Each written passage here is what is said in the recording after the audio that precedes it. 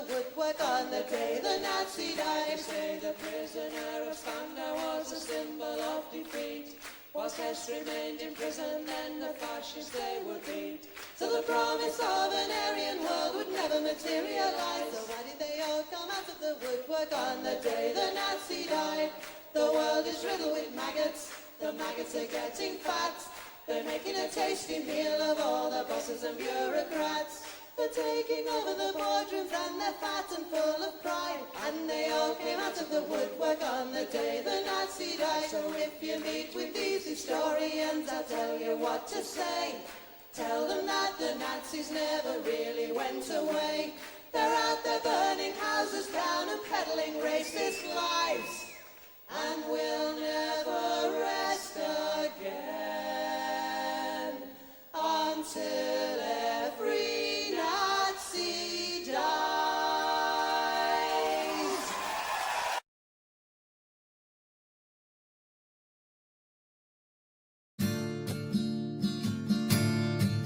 Woke up one morning and there were soldiers.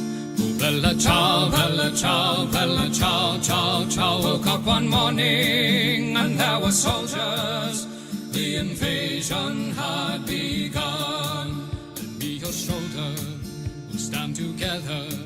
Oh, bella ciao, bella ciao, bella ciao, ciao, ciao. Lend me your shoulder, we'll stand together.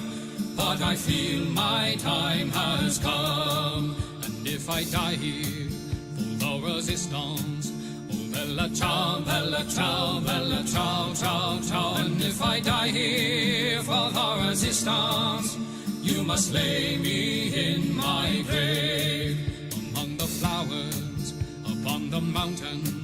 Oh, bella ciao, bella ciao, bella ciao, ciao, ciao. Among the flowers upon the mountain, let me rest among the brave. Someday the people will pick the flowers.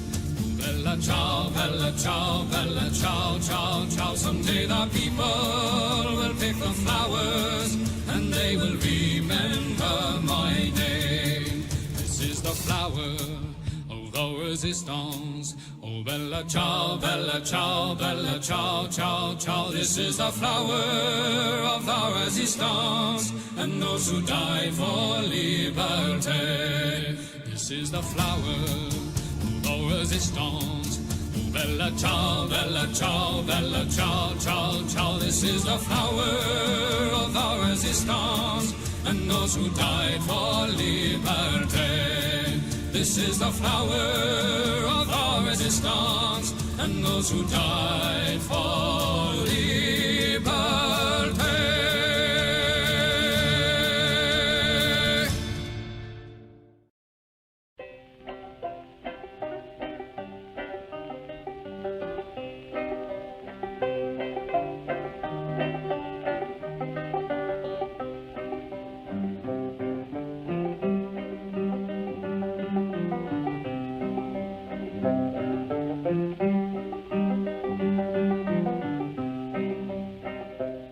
From all of you good workers, good news to you I'll tell of how the good old Union has come in here to dwell.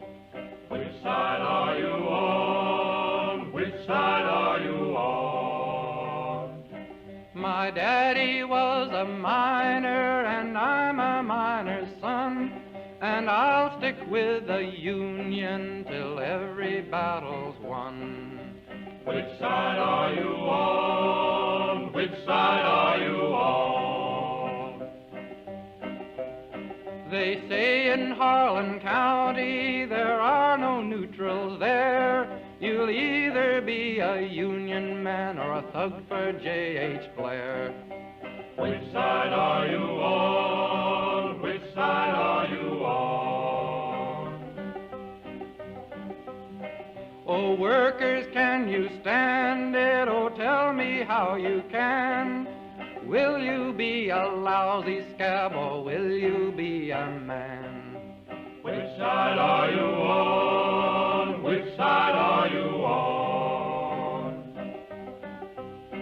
Don't scab for the bosses, don't listen to their lies.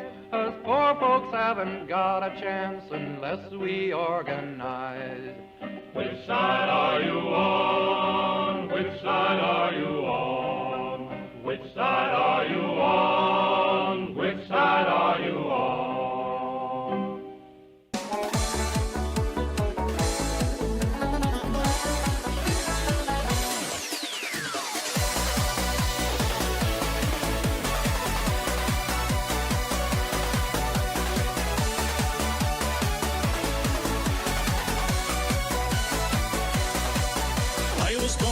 Street where the loyal drums do beat, and the lovely English people walked all over us. And every single night when they tell, come home tight, he'd invite the neighbours out with this chorus. Come out, you black and tans, come out and fight me like a man. Show your wife how you won medals down in Flanders. Tell her how the IRA made you run like Galloway, from the green and lovely lace of Gillishandra.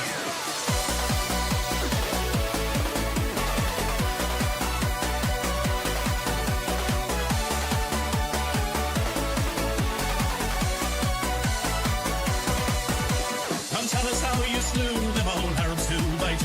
Like the Zulus, they had knives, bows and arrows. Of how bravely you faced one with your 16-pounder gun, and you frightened all the natives to the marrow. Come out, you black and tans, come out and fight me like a man. Show your wife how you won medals down in Flanders. Tell her how the IRA made you run like Galloway, from the green and lovely lace of Gillishandra.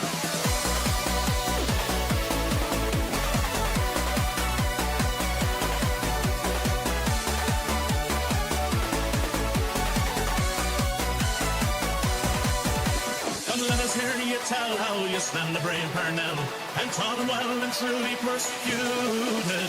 Where are the stares and jeers that you proudly let us hear when our heroes of 16 were executed?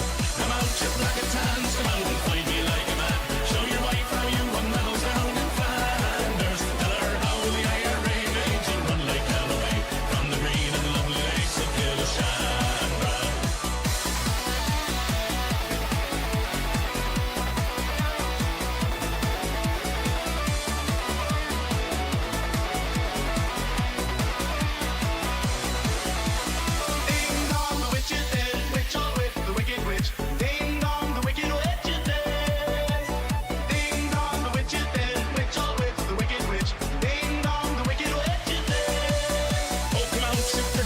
Come out and fight without your guns. Show your wife how you won medals up in Derry.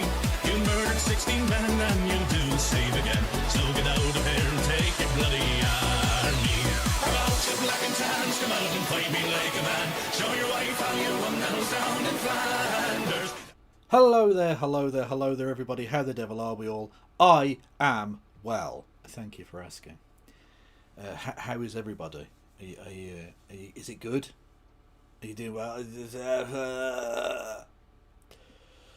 Apologies that there is no Christy this evening. There was a planned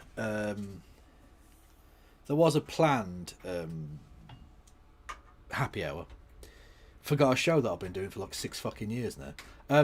Yeah, a planned happy hour, but unfortunately she had a migraine. Ooh, migraine. But yeah, no, she was legitimately not feeling very well. So, yeah, that's fine. That happens.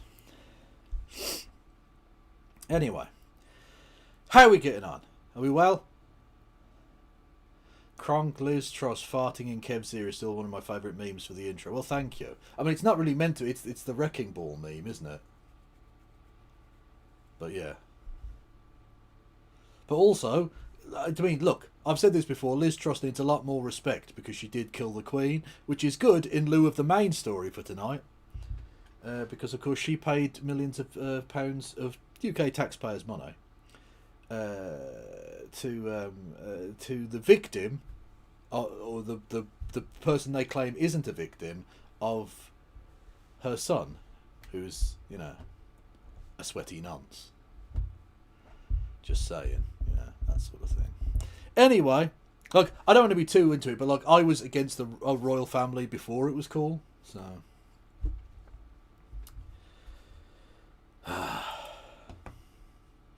Kev, I just realised something. It's the 90th anniversary of the Spanish Civil War Sometimes this year. maybe good, sometimes maybe shit. Yeah, it's a long time ago now, yeah.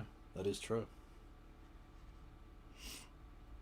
Is this about the nonce formerly known as Prince? Well, I think that it should be the rapist formerly known as Prince, because the joke is the artist formerly known as Prince. Sometimes maybe good, sometimes maybe shit. Gennaro, shut the fuck up, you absolute fucking mentalist. You Italian mentaloid. Anyway. The joke being, it was about the artist formerly known as Prince, which is what Prince knew was called for a bit. Because he was a bit mad. And he also turned himself into a symbol at one point. His name was a symbol, which was fun.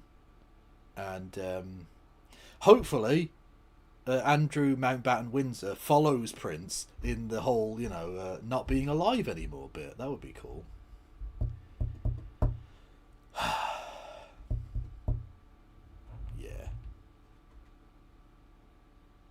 They 100% unallowed Virginia Giuffre. Yeah, absolutely. I'll be honest with you. I don't think they necessarily did with Diana. I think they were happy for her to live an unsafe life and hope that things happened. But I don't think you can plan that, if that makes sense. It seems like a really messy way of doing it. Whereas, like, the fake suicide is relatively easy to pull off and is an absolutely guaranteed kill, as it were, right? Like, if you're going to hire hitmen, they don't tend to make it too elaborate and, like, with lots of moving parts and stuff, like a car crash. Do you know what I mean? And to do it so publicly, in the middle of a massive city, in the open,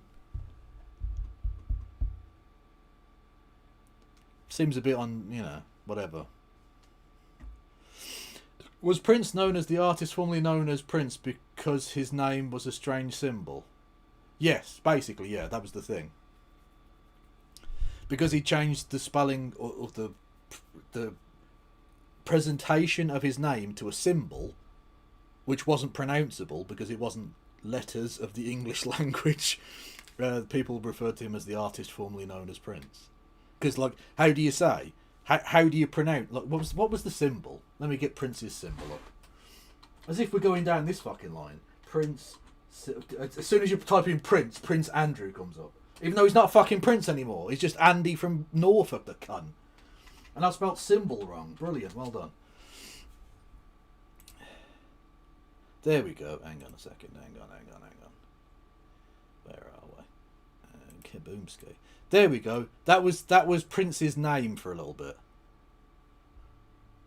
How do you pronounce that? Also, by the way, all of this talk about how, like, men were super macho back in the day. All these new artists are all super gay. Motherfucker, this guy was the sexiest man in the world in the 80s. This man literally drowned multiple times in pussy in the 80s. And is the queerest looking motherfucker I've ever seen in my life. And that was the symbol he chose. He chose, like, a weird fucked up gender symbol as his thing. He was the original wokerati.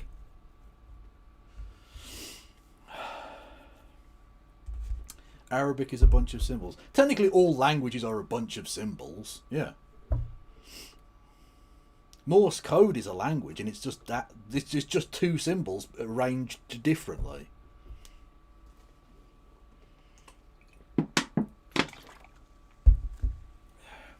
Actually, is it technically a language, or is it an interpretation of languages? I don't know. Anyway, I don't suppose it really matters. Anyway, that's the symbol of the only prince I think it's worthy to bow to.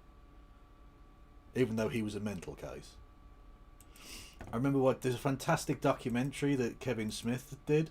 Kevin Smith of Mallrats and Jay and Silent Bob Strike Back, which is like the least good of all of... Actually, it's not the least good of his films. But the least culturally impactful of his films, shall we say. The film director. Anyway, and he did this documentary where he went to Prince's house when Prince was still alive, and he was fucking mental, like really, like he had every single room in his house was microphoned up, so that if you had an idea, he could just speak it into the thing and it'd be recorded, but also that you could communicate with any room in the house. So Kevin Smith tells the story of being on the toilet, where you think like, oh, this is private. Then all of a sudden he hears Prince's voice asking if he wants a sandwich, whilst he's taking a shit. That's a bit weird. And speaking to the people who worked for him, like he would come up with like crazy stuff, and they all worked out eventually that because he was so skitty, he'd come up with just like an idea, a crazy idea that he wanted to have happen, and then 5 minutes later would forget it ever happened. To the point where like they'd produce whatever crazy thing he asked for, and he'd be like, "Oh, I've moved on from that. I forgot I even asked for that." So he literally said, "Yeah, I want 5 giraffes now." That's it. That's literally the fucking story. Yeah, you've seen it. He goes, he'd come up to you and ask like, "Oh, I need 5 giraffes," and like, it's easier to just go, yeah, okay, Prince, I'll do that, rather than explain to him, "Prince, we are in rural Minnesota. It is 1 a.m. Where the fuck do you think I'm going to get 5 giraffes from, you mad cunt?" But that's the kind of creative genius he is, you know, or was, I suppose. He wanted 5 giraffes, and then instantly forgot that he'd asked for 5 giraffes.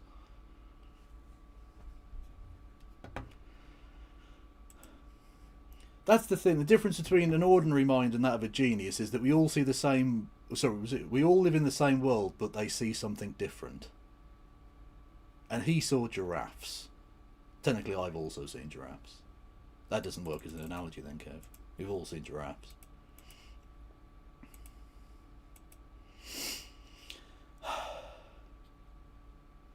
Was the economy wrecking ball really necessary? No, it wasn't, but you know. Look, you take the rough with the smooth, okay? As I've said before, she had 2 policies. Destroy the economy, kill the Queen. Nailed it on both. You can argue whether though you think those are good policies, but for once we had a Prime Minister who made promises and stuck to them, and that's how I imagine it happened. 100% success rate. And you know what? Like all of the best in any field, they got out at the top, okay? She could have clung around for fucking ages and ages, longer than a lettuce, if she'd wanted to. But she said, no, I've got 2 policies, nailed it straight away. I'll walk away at the top. You either die a hero or live long enough to see yourself become the villain. And she did not want to become the villain. So she died a hero. Politically, metaphorically. Either that or she's literally like the worst Prime Minister ever. One of those two. I can't really decide. I'll let history be the judge. Shut the fuck up, you parasite. Anyway, talking of parasites, shall we move on to Andrew Mountbatten-Windsor?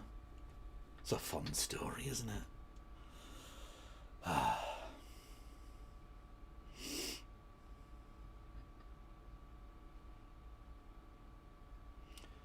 Trespassing a beetle. Fucking cunt! You just assaulted me. Honestly, you people in the fucking Discord, before we get on to that prick anyway, the Discord, right? This is mental. Firstly, this is supposed to be, this bit of that is 3 giraffes. That is actually 3 giraffes. Fair enough. No, you were not wrong. You were not incorrect or misselling it. Those are 3 giraffes. Plushie giraffe. What the fuck is that? It's another one. You're posting them everywhere, you cunt. Anyway, this bit is supposed to be for stream announcements, right? Me announcing streams and little else. No, now it's just mental memes and stuff. Right. What the fuck is this?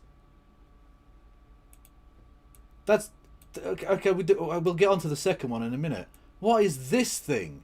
That's Jeremy Beadle watering a slide and Mr. Streamy, not me, Mr. Streamy, sliding down it, which is just mental and suggests a much more friendly relationship between me and Beadle than actually ever existed. And then there's this fucking thing. What is that? You all are fucking desperately broken people. Look at this. That's Jeremy Beadle as a sperm. And then me as a sperm going into the egg. Oh, it's so gross. You are 1 in a million. You're a fucking mentaloid. Also, is that suggesting that Jeremy Beadle and I are brothers? It was Jeremy Beadle sperm in my dad's bollocks. It's very strange. And then this one as well. What the fuck? Right, so it says, "Oh, monkey paw, I wish for $1 billion. Okay, but now when you come, a big sperm with a face on it, and it's me."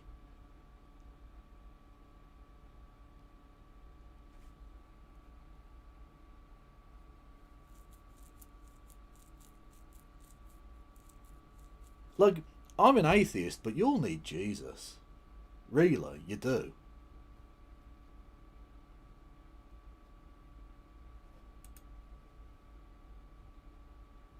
Talking of someone who needs Jesus, by which I mean I hope he gets to the pearly gates and gets rejected straight away, Andrew Mountbatten-Windsor!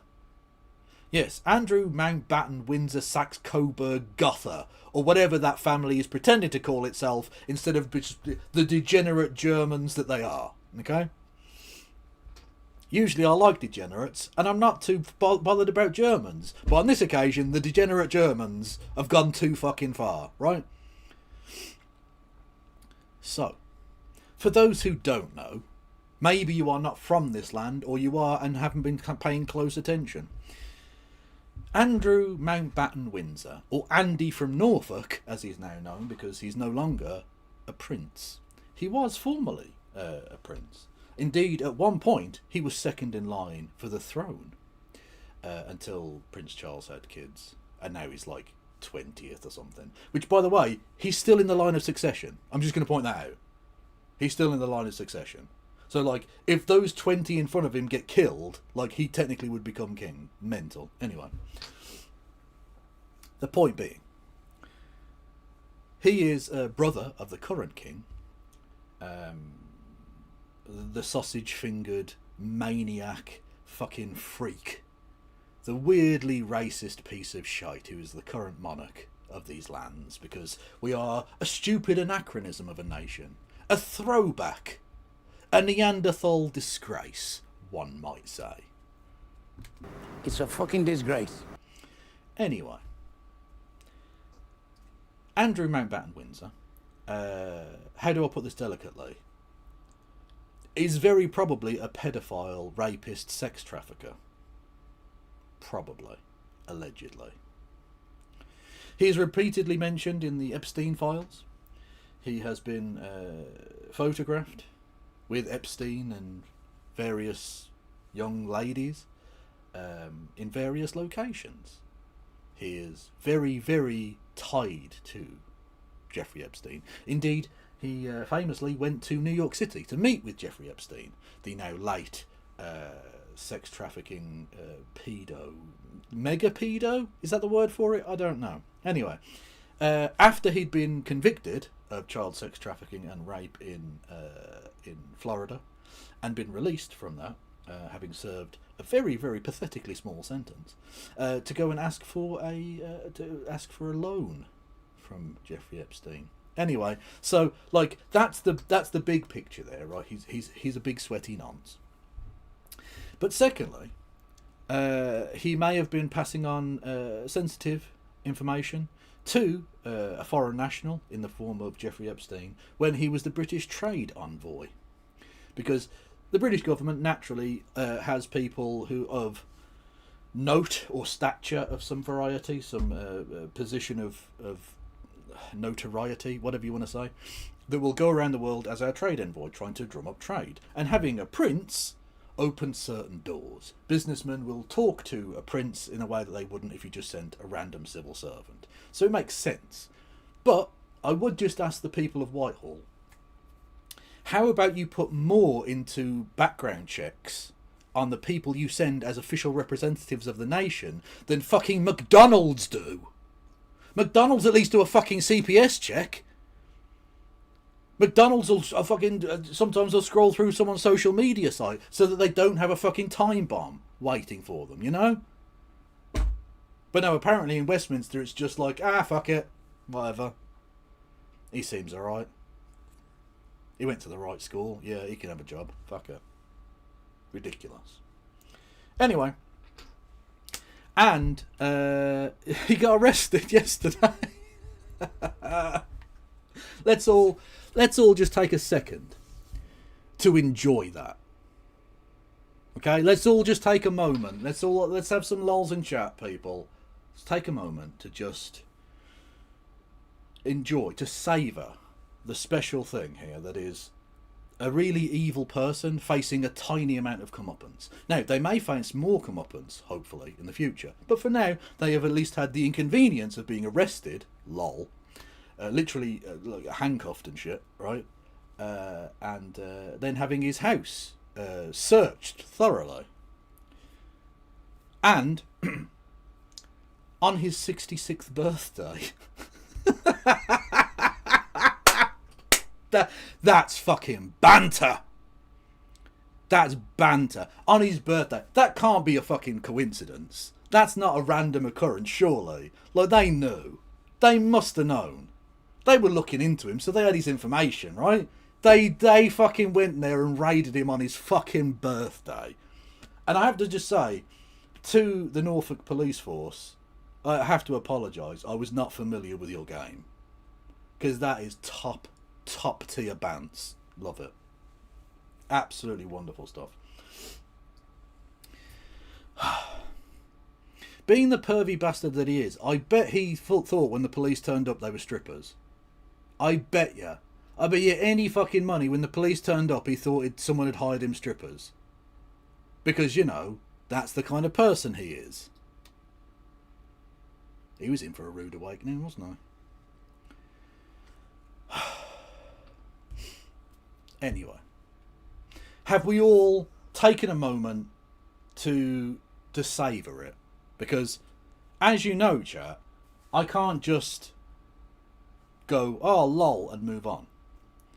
I have to add a certain context or nuance to it. A kind of nonce-nuance, if you will. Because, I mean, I do, political analysis. So I can't just let it just be without pissing on your fucking parade, can I? You know I'm going to have to give you a downer. We've had a nice bit. Now we get the downer. Because,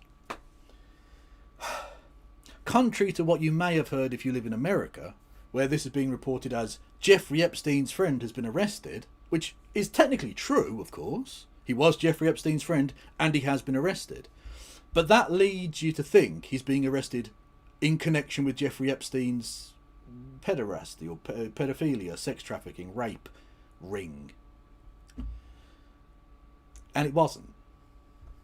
As it says there, he was arrested under suspicion of misconduct in public office. Now that's a relatively bland title. That could mean a lot of things.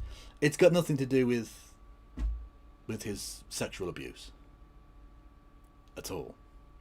It's to do with him revealing, potentially, allegedly, like sensitive state economic information to Jeffrey Epstein and possibly others, and possible like insider trading type shit, where he may have made certain investments in certain things based on information he received as a trade envoy that he shouldn't have because like he already had that information. Now, I've got no problem with him being arrested for that. I've got no problem with him being arrested for that at all, because those things are illegal and should be illegal, obviously. But there's like an underlying rancid messaging to this. Or not even messaging, but like, if you look beyond just the surface image of this evil bastard was arrested, and by the way, can I just say that's an amazing piece of photography. That was him just after he'd been released from arrest, and literally he looks like. Do you remember those like Alex Jones type documentaries where they were, oh, it's a lizard. Everyone who's powerful and successful is a lizard wearing a human suit. They're alien space lizards that control the world. He looks like that. He actually looks like that. Like, and if that is true, by the way, if it is lizards, in human suits, honestly, you need to get a better human suit tailor. You need to get that suit tucked a lot, because this one's malfunctioning. This suit. Look at him. He looks like a fucking demon, a lizard demon. Whereas actually, he's just vermin. So he looks like his father. Well, hopefully he follows him in the, not being alive stakes. That would be nice. Anyway, the point being, if you look beyond the kind of surface image of this, it tells you a lot about the priorities of the powerful, of the kind of Epstein class of society, and the state. Because we all know what he did, roughly speaking, in terms of his involvement with Jeffrey Epstein, in terms of like raping Virginia Giuffre, right?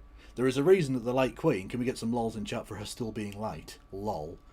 The late Queen paid millions of pounds of public money to Virginia Giuffre, who, by the way, gave it to sexual assault charities, I believe. She didn't financially benefit from it, even though she could have kept every single penny of it, but she didn't, because she was clearly a very good person. Anyway, and then it apparently committed suicide after having been involved in a near fatal car crash. Surprising how that happens, isn't it, to so many people who are inconvenient to the powerful Epstein class. Crazy. Anyway, the late Queen paid millions of pounds to Virginia Giuffre. Yes, who was, again, a victim of Prince Andrew. No, not Prince... Well, he was Prince Andrew then. He's not Prince Andrew now. He's now just Andy from Norfolk. What's it like, by the way, Andy, just being regular scum like us? Because you're not Prince Andrew at all, are you? You're just Andrew from Norfolk. Like any other person called Andrew from Norfolk.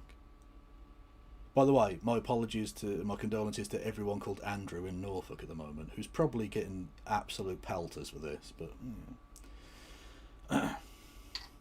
We all know that he is a serial rapist. He has been involved in the sexual trafficking of people. This is all true. And the legal repercussions he has faced for that are zero. Zero. Duck's egg. Bagel. Nothing. But the crimes he's committed against the state, allegedly, he has faced some legal repercussions for. He was arrested. He has been searched. Against his will. And actually it's been surmised that he might have been arrested precisely because it gives you extra search powers. Like, you don't have to go to the judge and be like, can we look through his shit? Because you've arrested him under suspicion of the thing. So you get to just go and search his shit.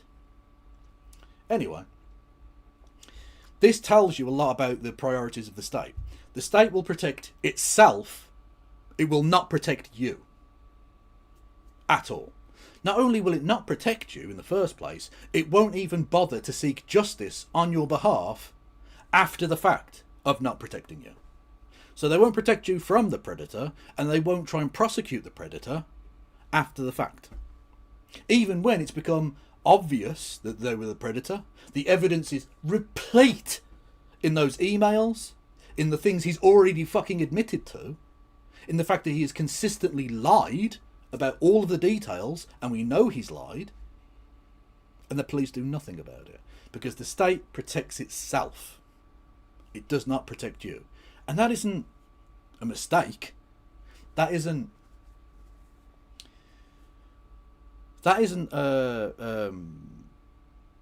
a glitch in the system.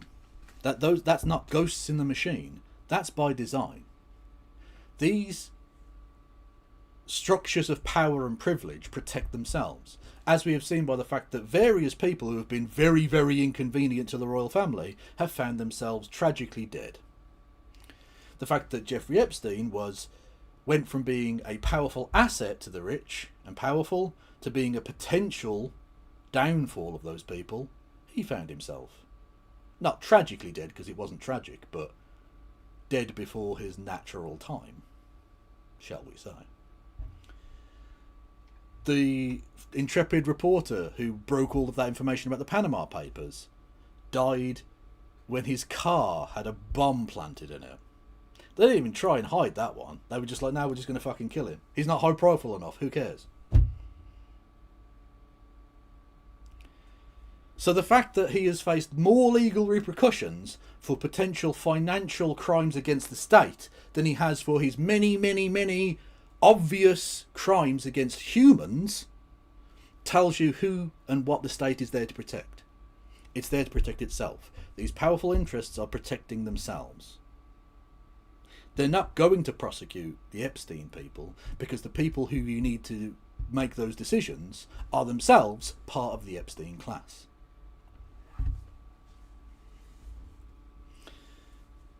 It's all one big club, and you're not a part of it.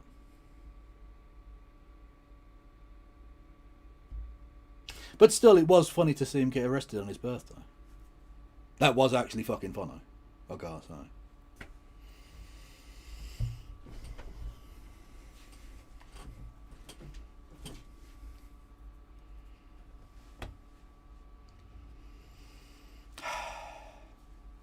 Sorry to piss on everyone's parade there, but like, I felt like some of that shit needed to be said. Anyhow, I'm going to watch the first question of Question Time from yesterday that I didn't watch. And then maybe watch the last two questions with No Justice tomorrow, although that hasn't been firmed up, so I'm not sure. But possibly. Shall we do that?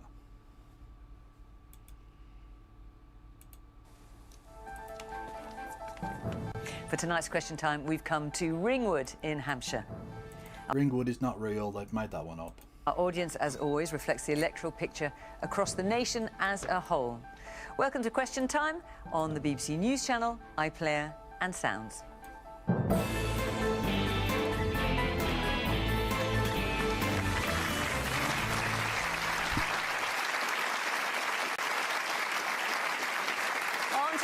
From the government, the Transport Secretary Heidi Alexander. She was previously Deputy Mayor of London under Sadiq Khan and has called Keir Starmer the right person for the job in difficult circumstances.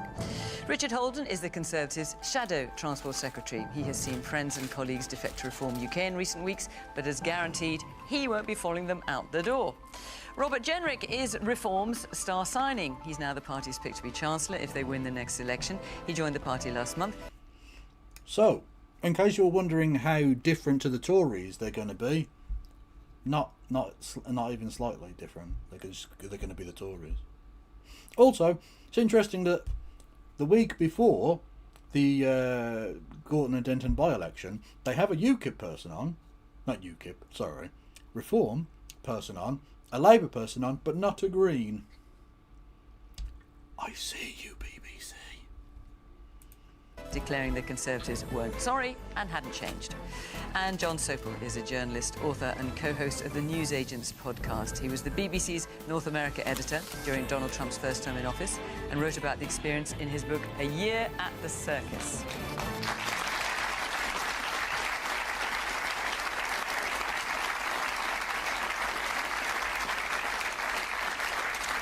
Good evening, welcome to our panel, welcome to our audience here in Ringwood. Very nice to see you, thank you all for coming along. And of course, welcome to you at home. Joining the conversation on social media, it's always pretty lively, or just, that's an understatement, or just sit back and watch the programme. See how you feel. Let's get cracking with our first question.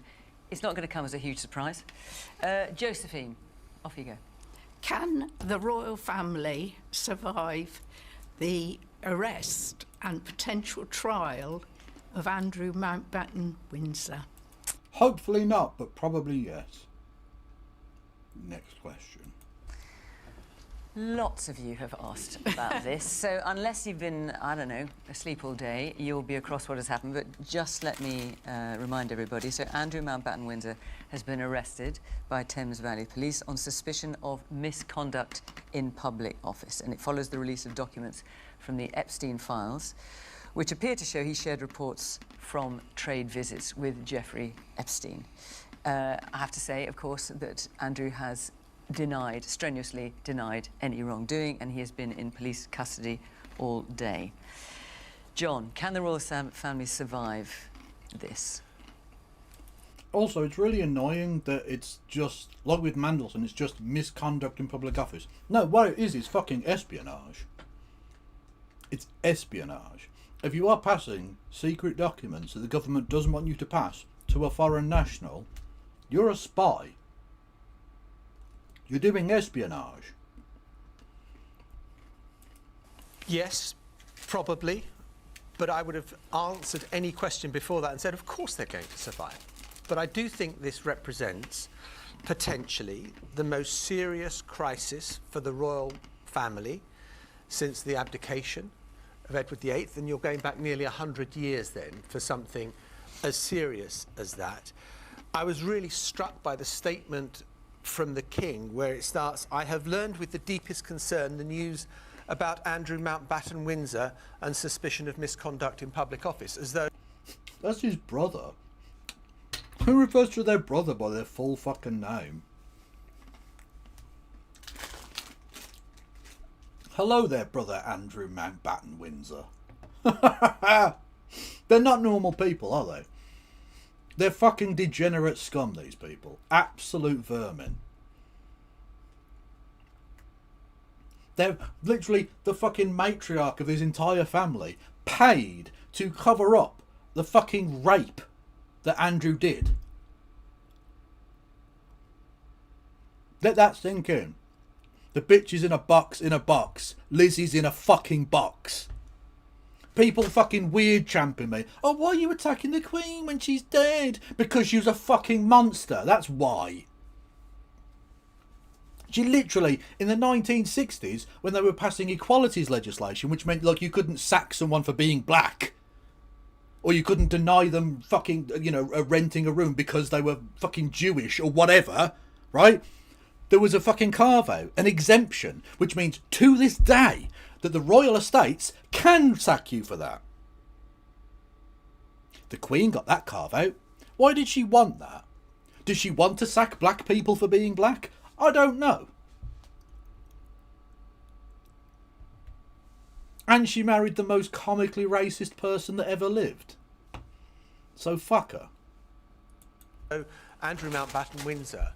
There's literally a picture of her doing the fucking Nazi salute as a babby. Not really her fault, but still. That kind of thing settles in, doesn't it? Is nothing to do with the royal family, is nothing to do with him. And of course, if this case comes to a trial, it will be Rex versus Mountbatten-Windsor, big brother versus little brother. So we haven't been in this territory before.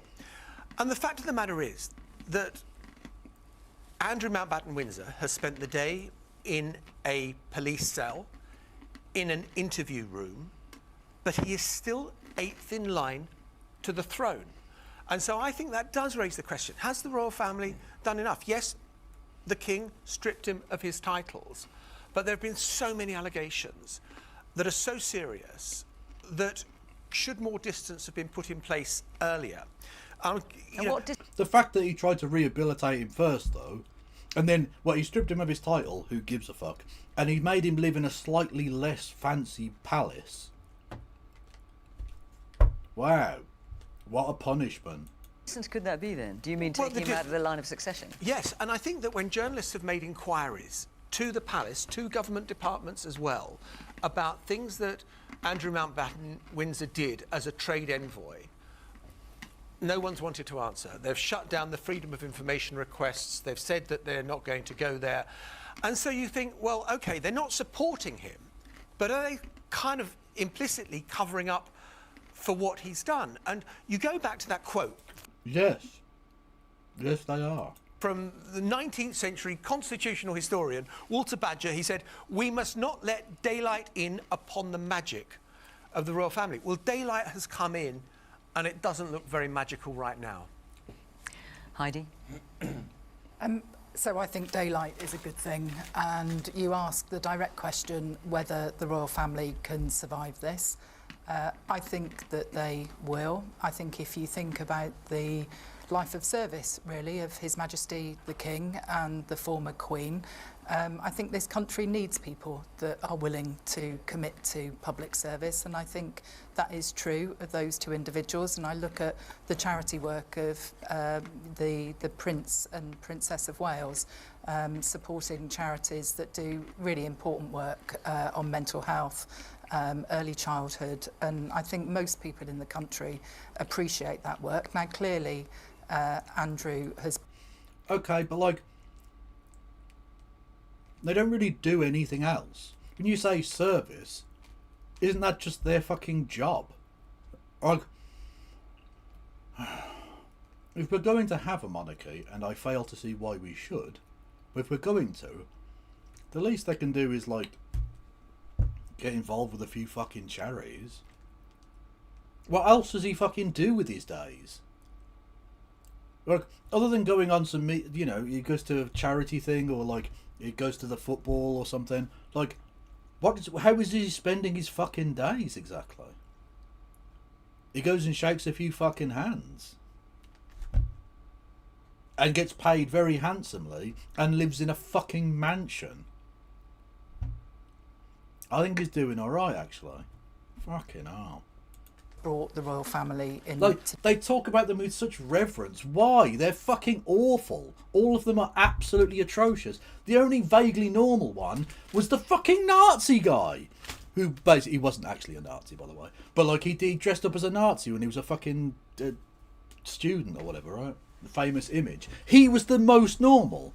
And he got drummed out of the country for marrying a slightly brown woman, which, as a black American pointed out to me, she would just be considered white in America. She's light-skinned enough that she would just basically be a white person.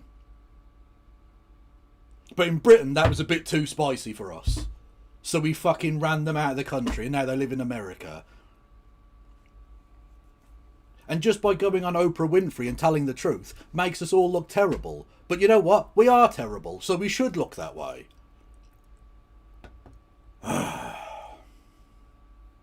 Anyway. The disrepute. And I've seen the King's statement where he is very clear that the law now needs to run its course. And I think he was completely right to say that. The police obviously have the support of the government to conduct their investigations independently, and to make sure that they get to the bottom of this and follow wherever the evidence leads. And I think it's a very proud tradition of this country that policing happens without fear or favour. And, you know, I think that is what needs to happen now. Man here in the glasses. I think the short answer to that question is yes, the royal family will survive, and they'll come through it and everyone will love them. In the future, time will heal that wound. I think the big... You fucking minge. I, for one, as long as I have air in my lungs, will never love those people. Or that institution. It's disgusting. So you can shove it up your arse. A good question around this subject is, how do we deal with those that show any form of misconduct within public office? He's not the... Bill, calm down, mate. We know you've got experience. We know you've got significantly, like, very, very sharp ideas about what to do with members of the royal family who, let's say, don't necessarily live up to their service requirements. Also, she didn't technically say let them eat cake. That was sort of made up after the fact. I mean, she was a wrong un, I know, but she didn't actually say that. Yeah. No, I'm glad you still did it, but, you know, different times. First, he won't be the last, whether it in government or other forms of public office. There's been plenty of people that have been accused as a result of these files or other things related to them. That's the bigger problem to me, is that there is a trend of people not behaving how we might expect them to do in positions of power or that we should be looking up to as a country. Okay. Richard? I sort of make 2 points, really, and I think the first one is that the behaviour of Andrew Mountbatten-Windsor, or whatever he is actually criminally convicted of or not. And as I say, he has denied all indeed, wrongdoing. But it's clear from what's already in the public domain that falls well below the standards expected of a member of the royal family, which is why the king has already acted in removing him from those roles. Now, questions around line of... Gil can be very cutting, that's true. Also, what standards are you expecting from the royal family? Like, when I heard royal scandal, I thought, well, it's going to be racism, surely.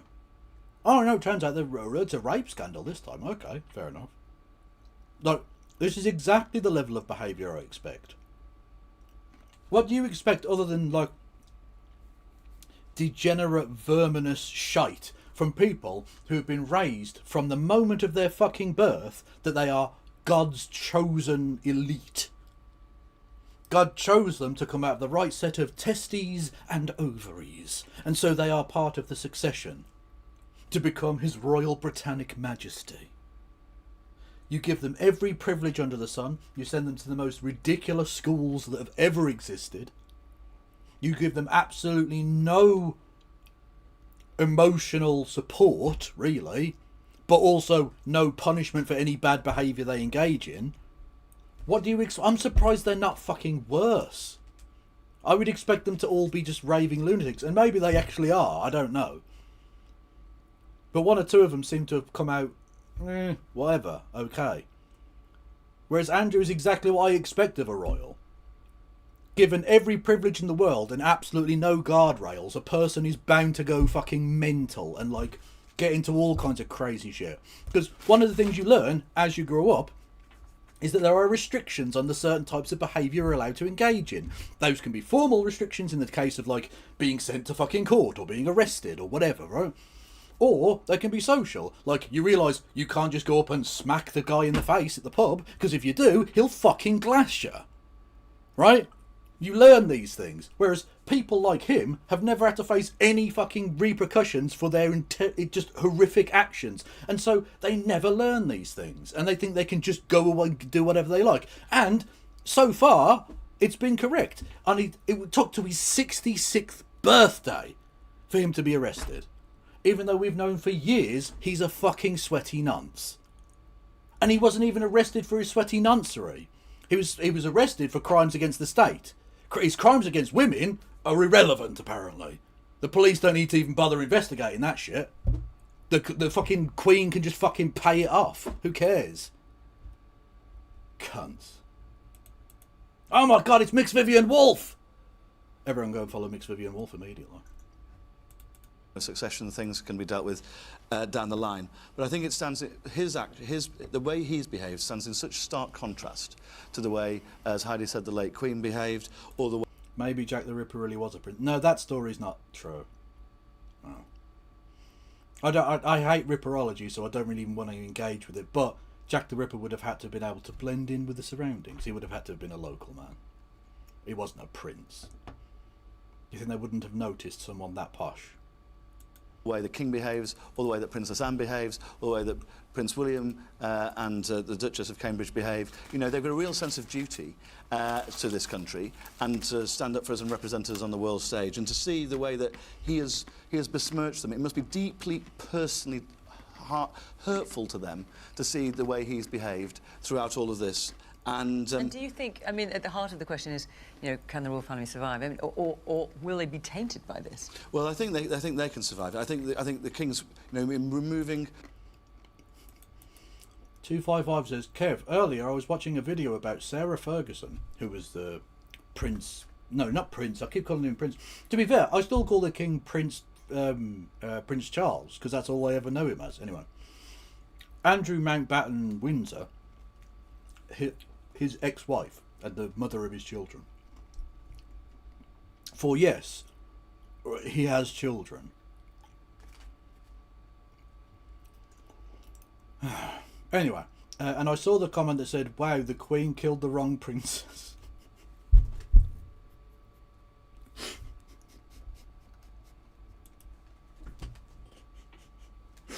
That's pretty good.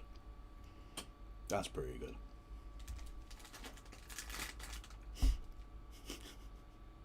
Also kind of true. All associations with him as far as possible. That statement today I thought was quite damning, you know, from the King. And I thought the gentleman's point actually in the audience was also an important one, because it's all about coming down to the King's judgments. The King removed his titles, removed that support for him as quickly as he could. That's not been the case in other appointments recently, including in our ambassador to the United States, when things were known at the time of his appointment, and actually the decisions were made to press ahead with that appointment anyway. So I think there are bigger questions for the country and the government around the appointment of certain people, but I think the royal family itself will survive and will come through this, mainly because of the duty shown by the other senior members of the royal family, who genuinely, you can see the way they act, they can see the way this has impacted them and the family, and I think it's a really important... Oh yeah, the family are the real victims in this. Boo-hoo. Thing that when there is misbehaviour, people are treated without fear and favour, as sadly was not the case in other appointments which have been made recently. All right, a few hands up. Let's hear from you. It's the woman there in the glasses. Yeah, I think that previous to today, I've been saddened and angered that in all of this, for however many years it's been going on, that the only two people, one of who is no longer here, has been a woman. And actually, for the first time, a man other than Epstein himself is being held accountable and or started to be held. Yes, but he's not being held accountable for the rapes against women. He's only being held accountable for his crimes against the state, because the state doesn't protect women, or indeed men for that matter, it protects itself.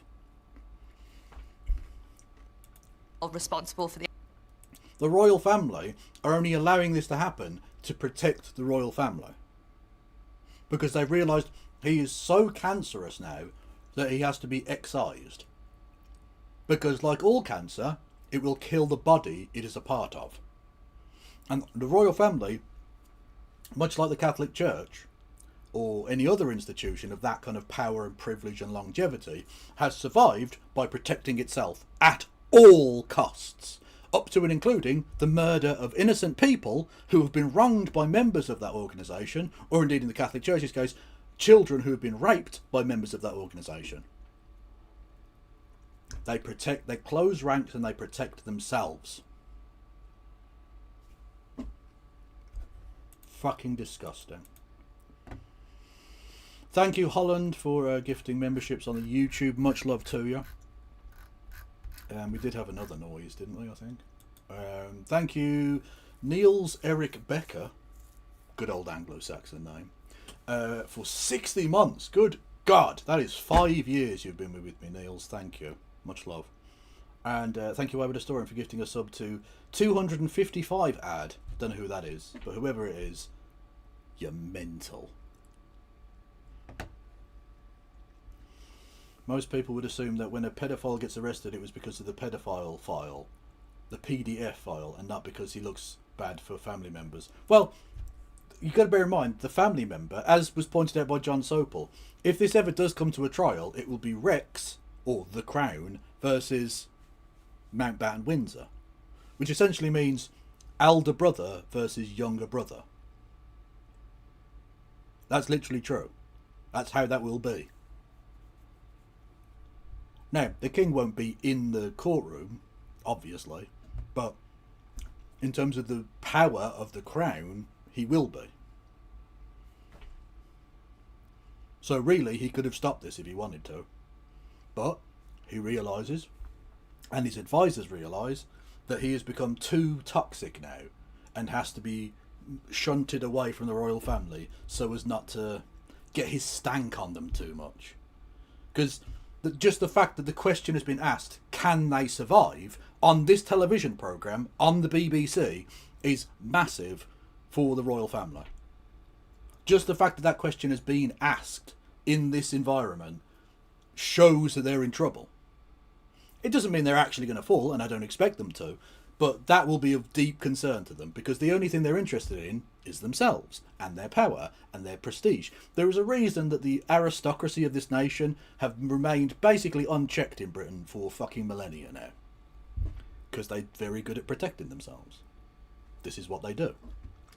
Up to and including throwing expendable members of their own clan to the wolves or under the bus when it becomes convenient to do so. The actions taken in all of these files, and I hope that the US falls quickly into the same motion to follow in the footsteps of the police here. Okay. Yeah. There's someone about... Oh, all I can see was your hands. Yes, woman there. I actually disagree that they've responded quickly. I think, as a country, we saw it yonks ago. Yeah. Seeing it. Exactly. We watched the Queen, bless her. We did adore her, but... No, not bless her. No, we didn't adore her. She paid Virginia Giuffre millions of our pounds to hush her up so that she didn't go through with the fucking case.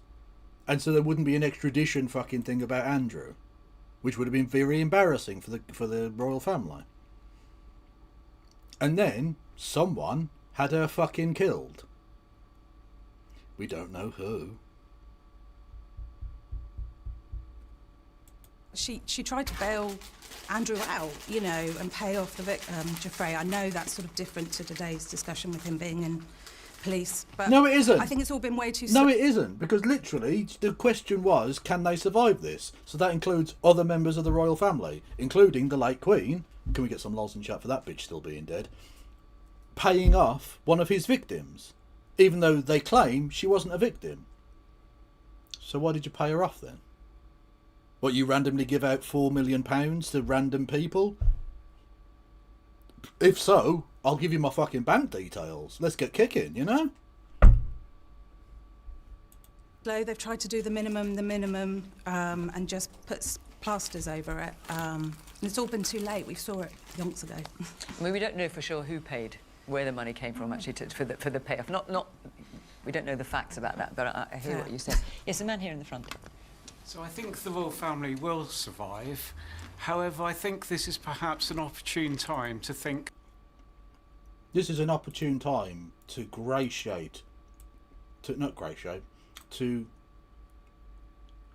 admire, to wallow in the beard. Look at it. Look at that fucking monster on his face. It's absolutely wonderful. It's like a misty fountain dribbling out the corners of his mouth. Oh, it's fucking angelic. Do we actually need so many royals who are working on official business? Because then you have to have those checks for all of those royals. And actually, you've got the core royals, the King, Kate and William. And I think, actually, if we look back in history, perhaps we didn't have such a large amount of people who are actually working for the, as royals on official business. Right. Okay, I'm thinking about Queen Victoria's time. She had, 13 children or something? She's married them all off around Europe and sort of did it that way. It's a woman at the back in the white sweater. To that guy's point, why do we need any of them? Genuinely, I want to scream at people. Well, we've got the core royals. Why? Why do these people exist? Why are we giving them the fucking privilege? Why are we paying through the fucking nose for these absolute fucking leeches?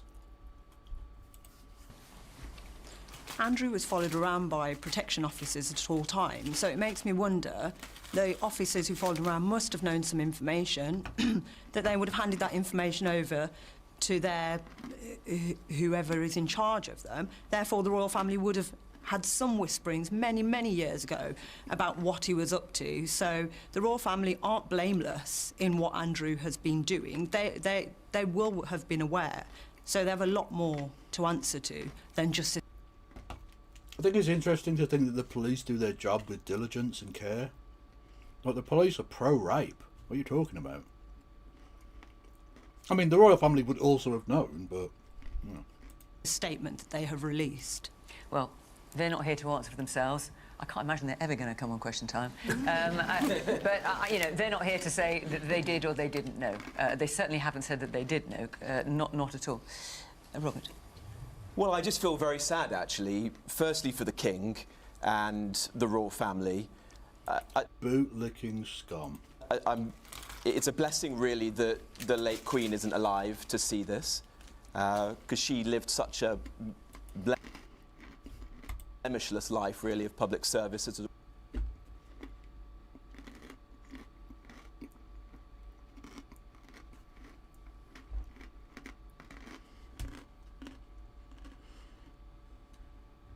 Oh dear, I seem to have spotted a cunt.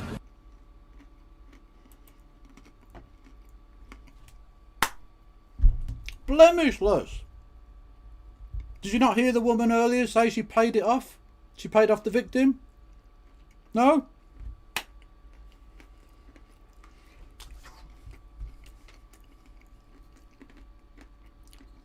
What a fucking wanker. What an absolute fucking cunt. Bobby J, you are scum. Already been said, and it would have been very tragic for her to see where this has gone. I will agree with part of his sentence. It is a blessing that the late Queen isn't here.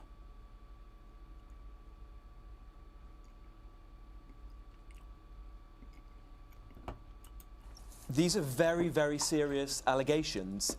Both the crime that is alleged to have taken place in terms of giving away confidential state secrets, information to... She's blemishless now. The worms have eaten worms clean. Question. Okay. I've been watching some of Claudia Bolin's anti-monarchist content. By the way, everyone go and follow Claudia Bolin. Very good British content creator. She said in one of her videos that she thinks even if the monarchy is abolished, people born into the royal family should still get personal police protection for the rest of their lives, as they were forced by the state to be public figures when they were too young to consent. Thoughts on that take? I've gotten a surprising amount of pushback from other leftists on that point when I said I agreed.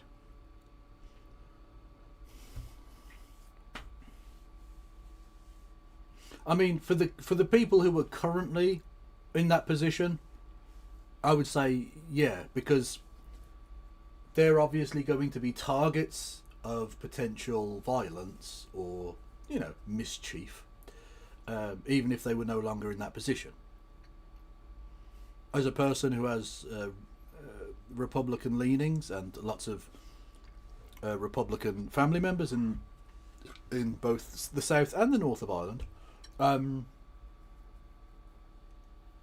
they wouldn't stop hating them if they stopped being the monarchy. So, just from a basic, like, protection thing, yeah, okay, fine. I don't think new people born into that lineage need to be. But the ones that are sort of there now, for the rest of their natural lives, probably ought to be protected. Yeah. I don't like that fact. Doesn't feel great to say it, but yeah, okay.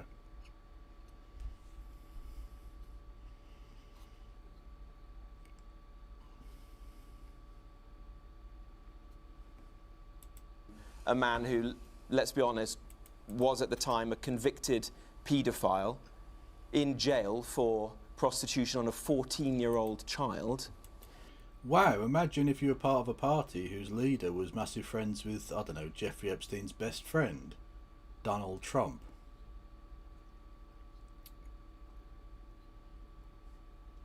Because if that was the case, you wouldn't have a leg to stand on, would you, Robert? And I think we have to think about the victims, who don't seem to appear very much in our debate right now. You know, there are so many women who were abused by Jeffrey Epstein and those around him. Who, like Donald Trump. Yeah? Who are almost being forgotten in the debate that's happening at the moment. You know, I said a while ago, and it's true today, whether Andrew ends up being prosecuted for these offences or others, he's disgraced himself, he's disgraced the royal family, and he's disgraced our country. And whatever his future may be, he should now go and lead a quiet life away from the public eye. in a jail cell forever. And allow the royal family to get on with the job that it does. Or, if you wanted to, you could go and play Roblox. Yeah, no, Gil, that is a euphemism, yeah. Yeah. But I can't explain to you, because if I do, I'll say it aloud, and then I'll get banned. Yeah, it's kind of like what you do, but less graphic. Less blood. Generally speaking, in a superb way, which is uniting our country, representing us on the global stage, and allow the King to continue to do what he does as our head of state. Okay. All right. I'm going to move on, because we've got lots of questions to get to, Rossi. If you've ever clapped Robert Jenrick, you go on the list. This has been a massive story today, and lots of you wanted to talk about it. Before I do, I'll tell you where we are next week, which is Birmingham. Woo! Rat special! And the week after that, we're off to Kettering. So if you live in or close to Birmingham or Kettering, and you'd like to come and sit in the audience and put your questions to our panel... Oh, shit, I still haven't fucking... Yeah, I need to... I'll do that straight after the show. Someone remind me. I've got to apply. Go to the Question Time website, follow the instructions there, and hopefully we shall see you on the night.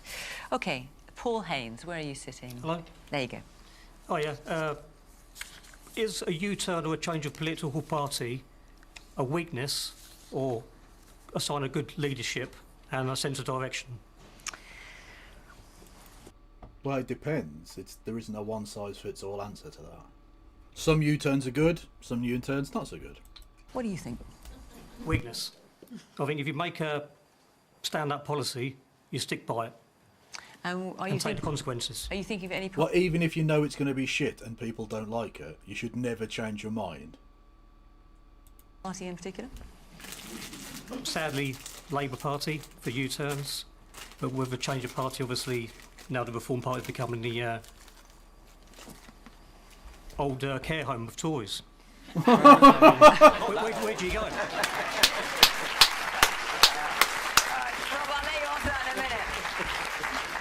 You can get your Zimmer frame, man. We'll see how you get on. 44 are writing me off already. Blimey. Heidi. Tough round here. OK, so Paul's asked a question. He's pointing the finger at you. I mean, I have lost count of the number of U-turns by Labour. Benefit cuts, winter fuel payment changes, two-child benefit cap, farm inheritance tax. I mean, are you proud of that? So I think a responsible... I've eaten 2-pack. Fuck off, we are. Fucking, you're counting how you come. I'm having a fucking bag of crisps. Fuck off. Getting fucking weird champs about having some fucking hula hoops. Unbelievable.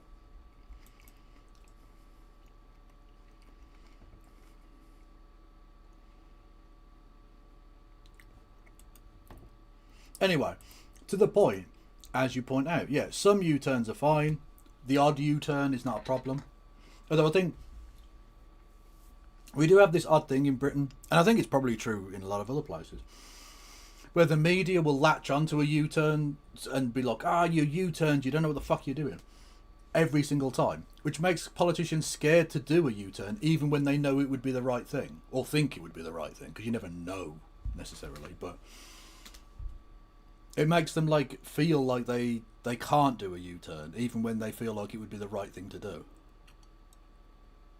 Although, of course, that doesn't seem to be a problem for Keir Starmer, who does U-turns so much that he's essentially just spinning round and round in a circle, drilling himself into the ground. So U-turny is he. Government actually listens to advice that it's given. If circumstances change and more information becomes available, I think the right thing to do some of the time is to have a bit of a course correction. And, you know, I do take issue with what you said, Fiona, there about some of the examples you gave. Do you? I do. For example, you said we have changed our policy on removing the two-child cap in universal credit. We set up a commission to look at child poverty, to look at what we could best do to lift children out of poverty in this country. And at the conclusion of that, we decided that the single most important thing... Okay, which A, you were told even before the election was true, and B, your policy was to stick with what you had as the law, including the rape clause, amazing thing, And then you changed it to a new thing, which was to get rid of that. So you did U-turn. You literally kicked people out of your party for voting to remove the two-child benefit cap.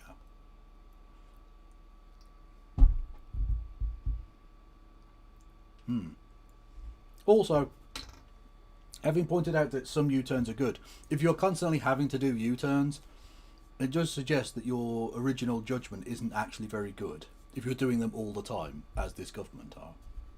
You could do was to adjust the benefit system and lift nearly 500,000 children out of poverty in this country. So no, it wasn't a Hang on, Heidi, just a minute. It was morally the right thing to do.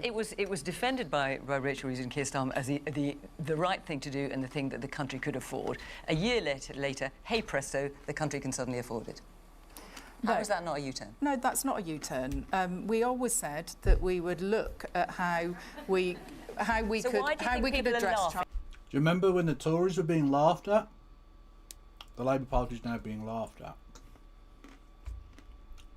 What happened to the Tories electorally? I wonder if that might happen to Labour. At that, Heidi. Why do you think people laugh? There's a by-election next week.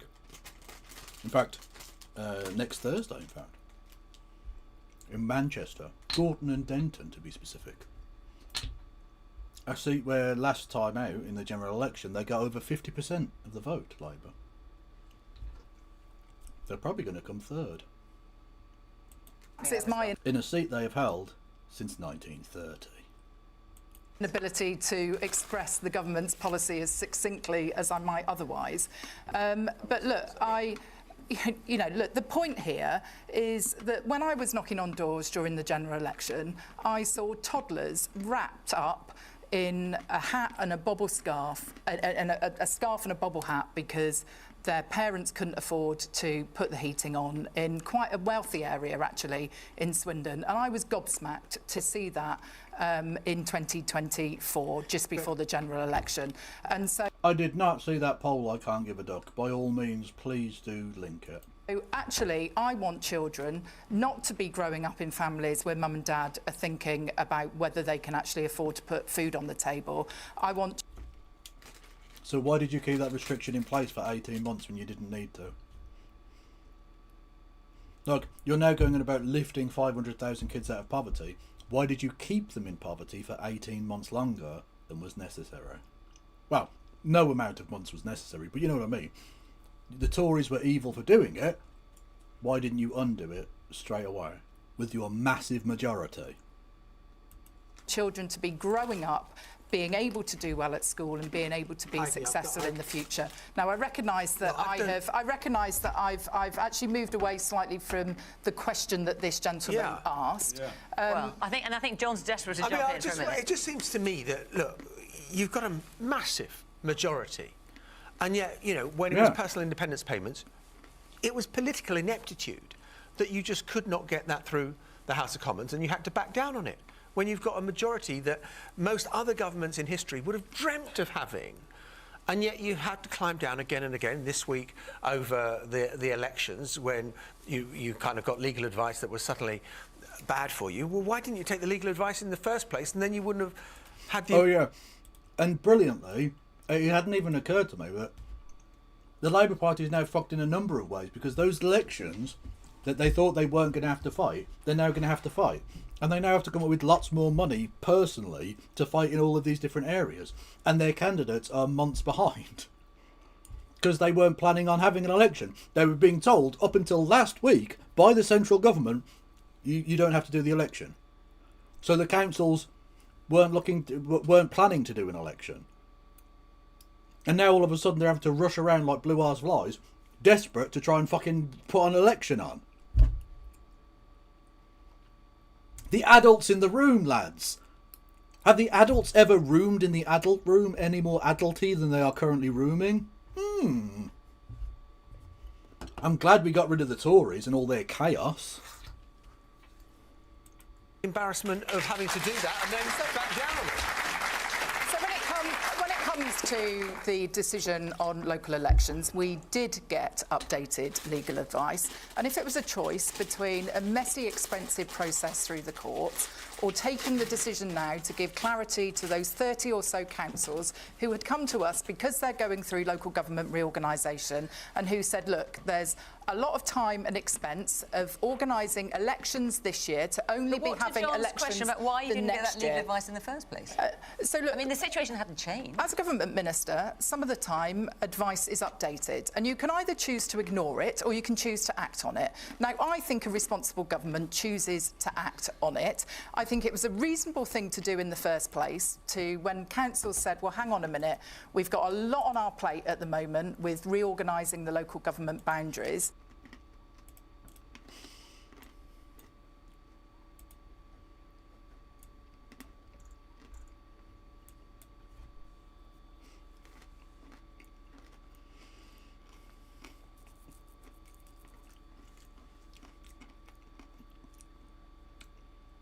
Correct. These are the most well-respected political leaders in our city. Not even the biggest rats, though. These are actually medium-sized rats in Birmingham now. We've got 10 feet tall rats. They're going into the NBA draft next year. Be amazing. To say, could we postpone them for a year? But when the facts change, I think it was right to give certainty to those local authorities so they could get on and run the elections. And I would say... You were scared. You were running scared of the electorate. So in some cases you wanted to cancel the election for a second year in a row. So people were paying their fucking council tax and their council was denying them even a vote for their councillor 2 years running. That's not a fucking democracy, you pricks. What facts had changed, just out of interest? So I haven't been privy to the legal advice. I'm the Transport Secretary, not the Secretary of State for Housing, Communities and Local Government. But Steve Reid is a good colleague of mine. I trust him. If he's looked at it, then I think that was the right thing to do in those circumstances. But where we have changed our policy slightly, if you look at, for example, means testing of winter fuel allowance, we did make a mistake there. We set the threshold too low. And so that is why we have changed course and we've said that households who are pensioners who have an income of below £35,000 will now all get the winter fuel allowance. We could have buried our head in the sand and not changed course on that, but I think we did the right thing for the British people in that decision. All right. So listen, there is not a party that's not had U-turns. Reform UK is a very young party. You had a few of your own. So let's talk about two-child benefit cap. Nigel Farage pledged to scrap it only, 9 months ago or so. Then tweaked it a bit, and hey presto, you come along and say, actually, we're not going to scrap it at all. So that looks like a 180. Well, look, I do think there are occasions where it's actually good leadership to listen and to change course. If you do it over and over again, it becomes a pattern of behaviour. And the government becomes chaotic and weak, and you question whether that leader or Prime Minister is really in control of their government. With what happened with reform, Nigel and I did discuss it, and we concluded together that although it was certainly well-intentioned, because we all want to help children out of poverty, of course we do, we all want to help Brits to be able to have families, to look after those children properly, and as Heidi said, there are plenty of families in our country who are finding things very, very tough at the moment with the cost of living. But the fairest way to do that is not through yet more welfare. We want to help those families by getting them... Okay, so, all right. In case you were wondering whether the Tory party joining the Reform Party would change the Reform Party, they're not even going to pretend to be populist anymore. They're just the Conservative Party.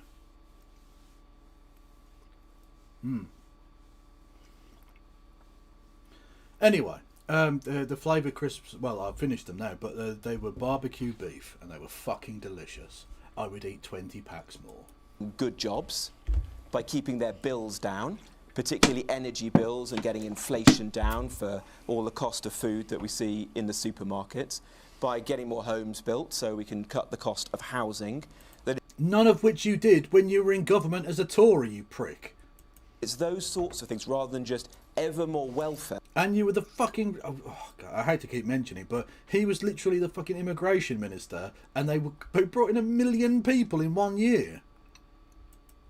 And benefits, that is the way to actually resolve that. And if I may just take a bit of issue with what Heidi said in describing the chain of events, a little over a year ago, Keir Starmer, the Prime Minister, felt so strongly about this issue that the two-child benefit cap should not be lifted, that he actually expelled 7 Labour members of Parliament from the Labour Parliamentary Party.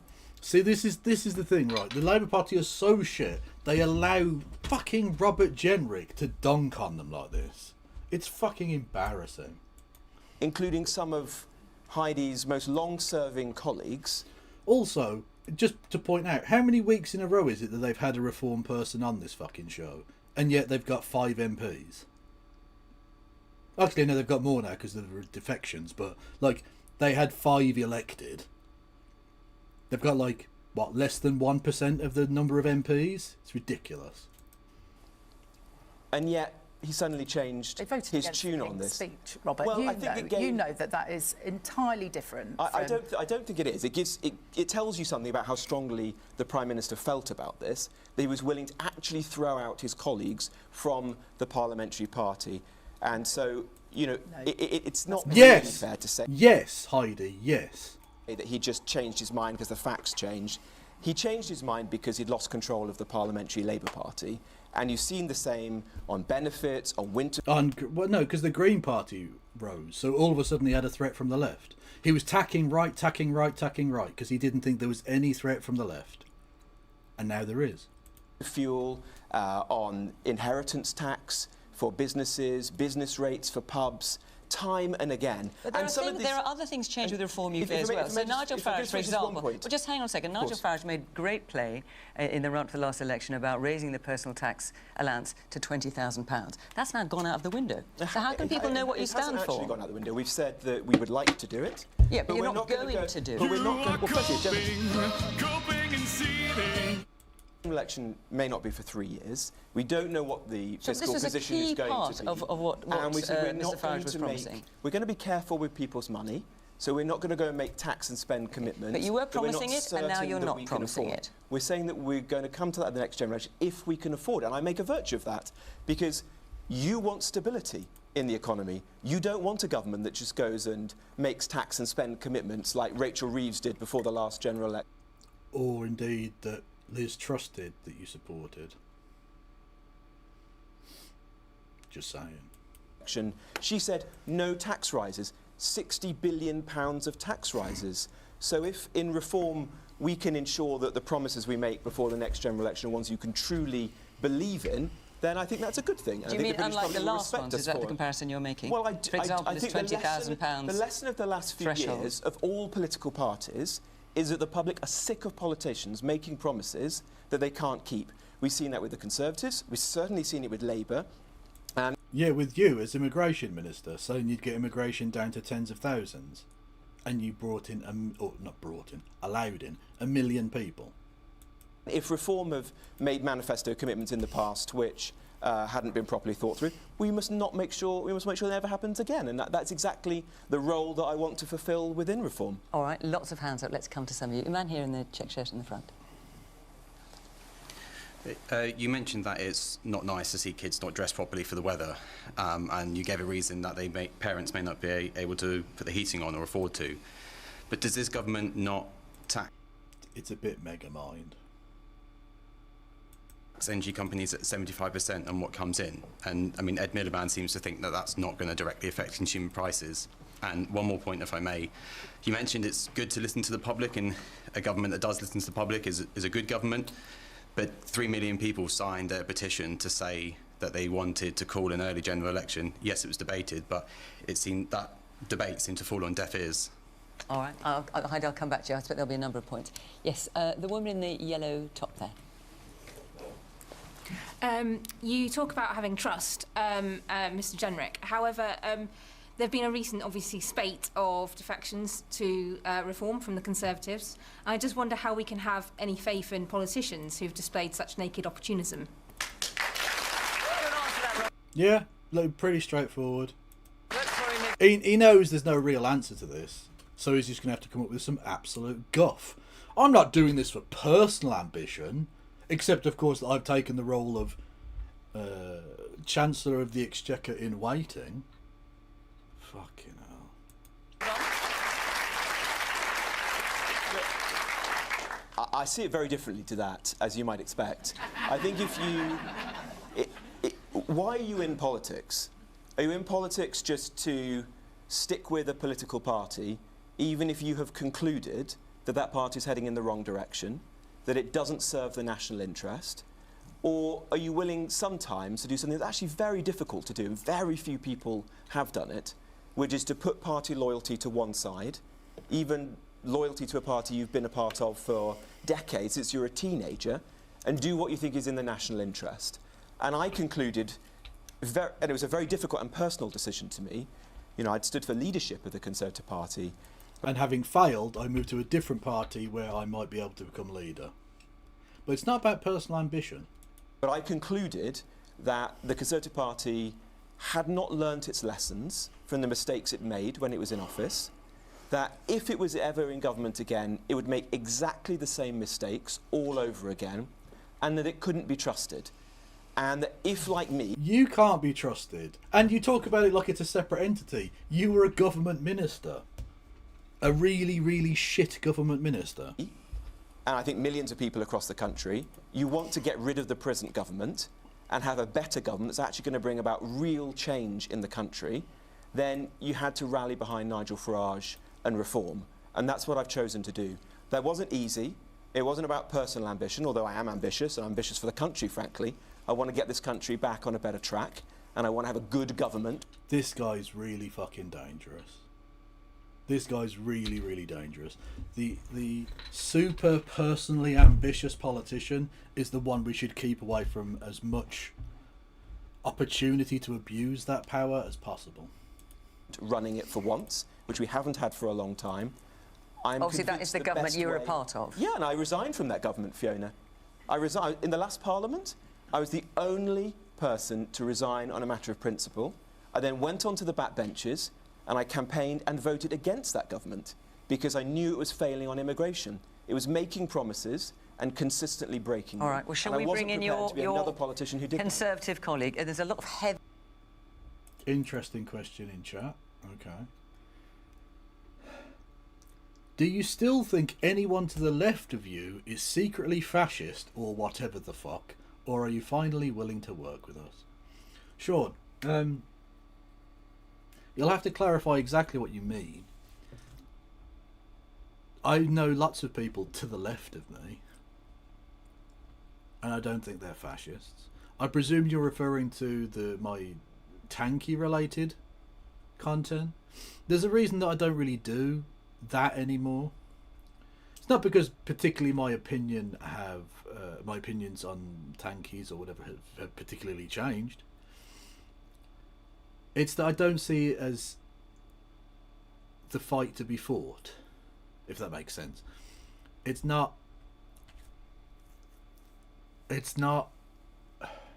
They're not the threat. We have the rise of fascism across various parts of the world, Britain included. We literally have fucking Bobby J on the fucking panel tonight.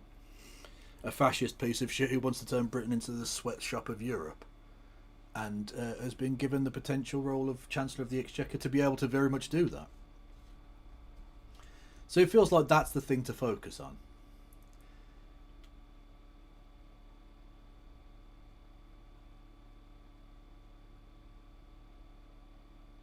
And so my opinions haven't really changed.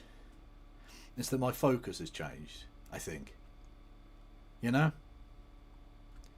The volume's gone, has it? Hello? No, it looks okay to me. It's going up into the yellow. There's the green bit and then the yellow bit and then the red bit's where you clip in. And it's, yeah. Anyway, so like, yeah, I'm fine with that. Also, like, when you say, am I willing to work with people like that? I'm always willing to work with whoever, if it's efficacious.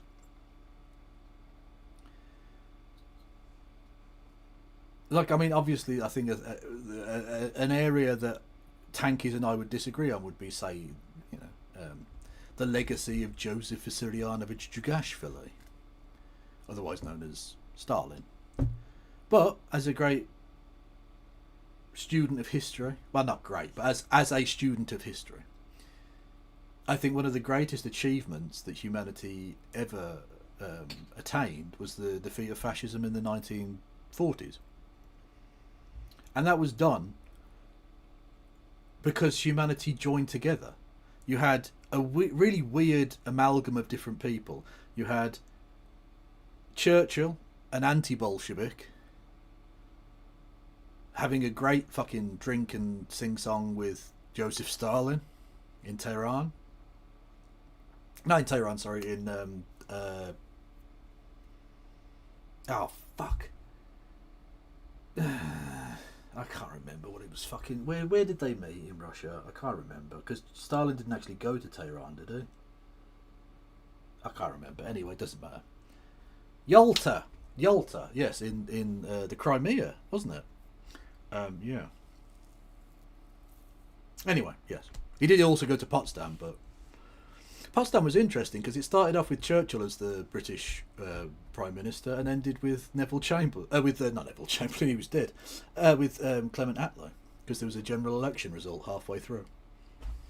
Interestingly, Stalin said, literally, apparently said to Churchill, "Don't worry, the socialists won't beat you."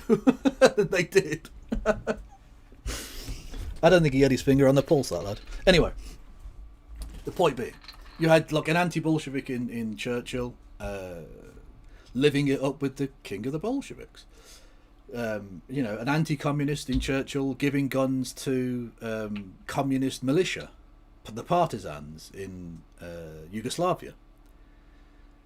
Because he literally said, and this is such a fucking based quote. Churchill's a cunt, don't get me wrong, but like he had some really fucking based moments. He said, what was it? He was asked about this. He said, he was asked by a friend of his, you know, you're an anti-communist, but yet you're giving guns to the communists. And he said, because they fight. The Chetniks won't fight.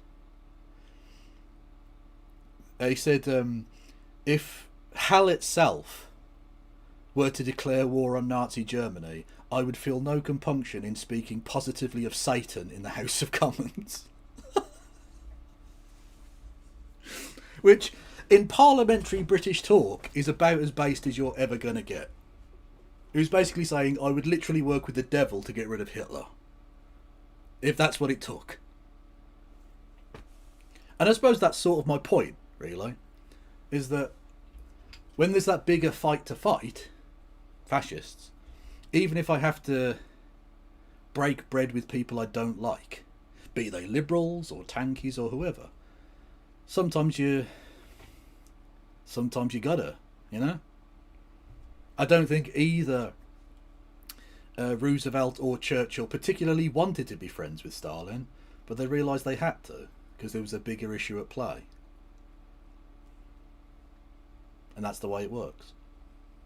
And like I say, I think that putting differences to one side to achieve a greater cause, I think that was the best achievement that humanity has ever had. And I'm including all the technological developments of recent times as well. All of it.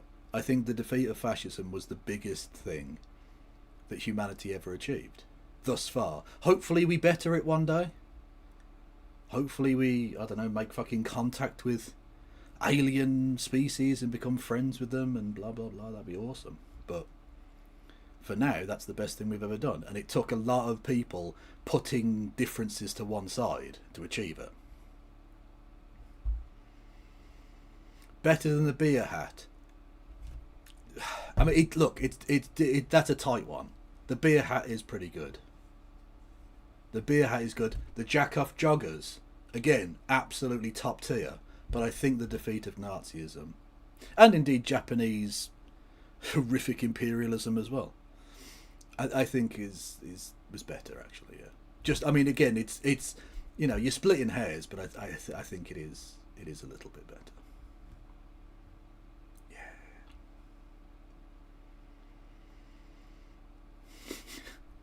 Against my better judgment, I ate the cherry bakewells. I'm now feeling sickly.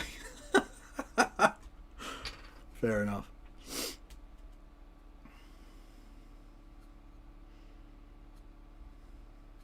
Heavy sighing going on. Well, you joke about Obama let us know the aliens are real, right?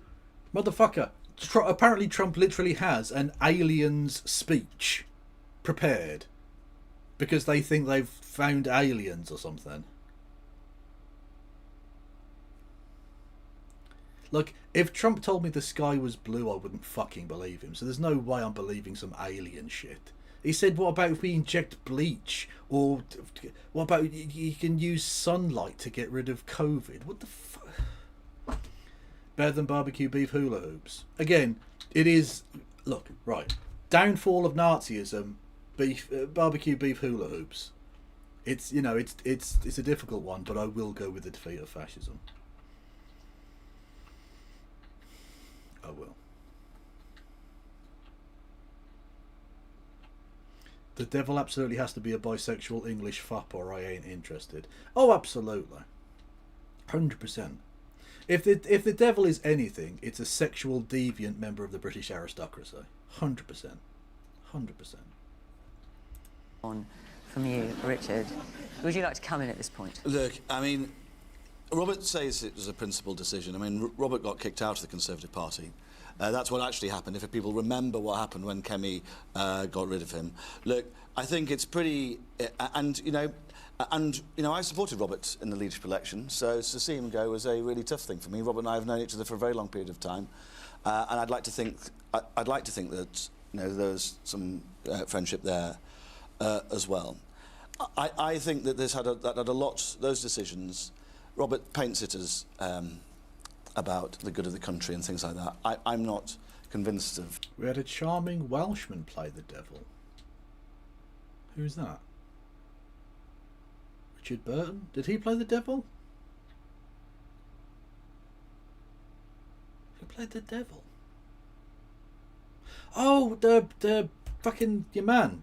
Bad Omens. Yeah, okay, I'm with you. Yeah. I forgot his fucking name now, that's really annoying. He was very good though. Him and Doctor Who as fallen angels or whatever. I didn't watch much of it. Also Tom Ellis. Did Tom Ellis play the devil? Is he Welsh? What? I don't know. Yeah, Michael Sheen, that's the person I'm thinking of. Michael Sheen in Good Omens, and it wasn't him, it was David Tennant. Well, he's not Welsh. Oh, I'm confused. I'm confused now. There's too much... Tim Curry? Was he Welsh? Ellis is Welsh. Oh, for fuck's sake. Michael Sheen, the actual Prince of Wales. True. We can't have Michael Sheen mentioned without playing him reading out Nyron Bevan.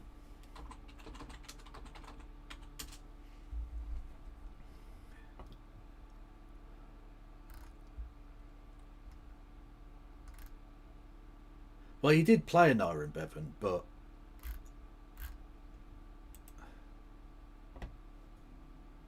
Equipment for the 10 eggs for breakfast group. For just $15.99. Because Michael Sheen's actually based as fuck, by the way. Vision was long-term. It was far-reaching, visionary in its scope, and revolutionary in its effects. He had cast-iron integrity and a raging passion. This was a man who had... He's talking about Nyron Bevan, the man who made the National Health Service. no fear in standing up for what he believed in, and he made no bones about how he felt. This was a man who publicly stated no amount of cajolery and no attempts at ethical or social seduction can eradicate from my heart a deep, burning hatred for the Tory party.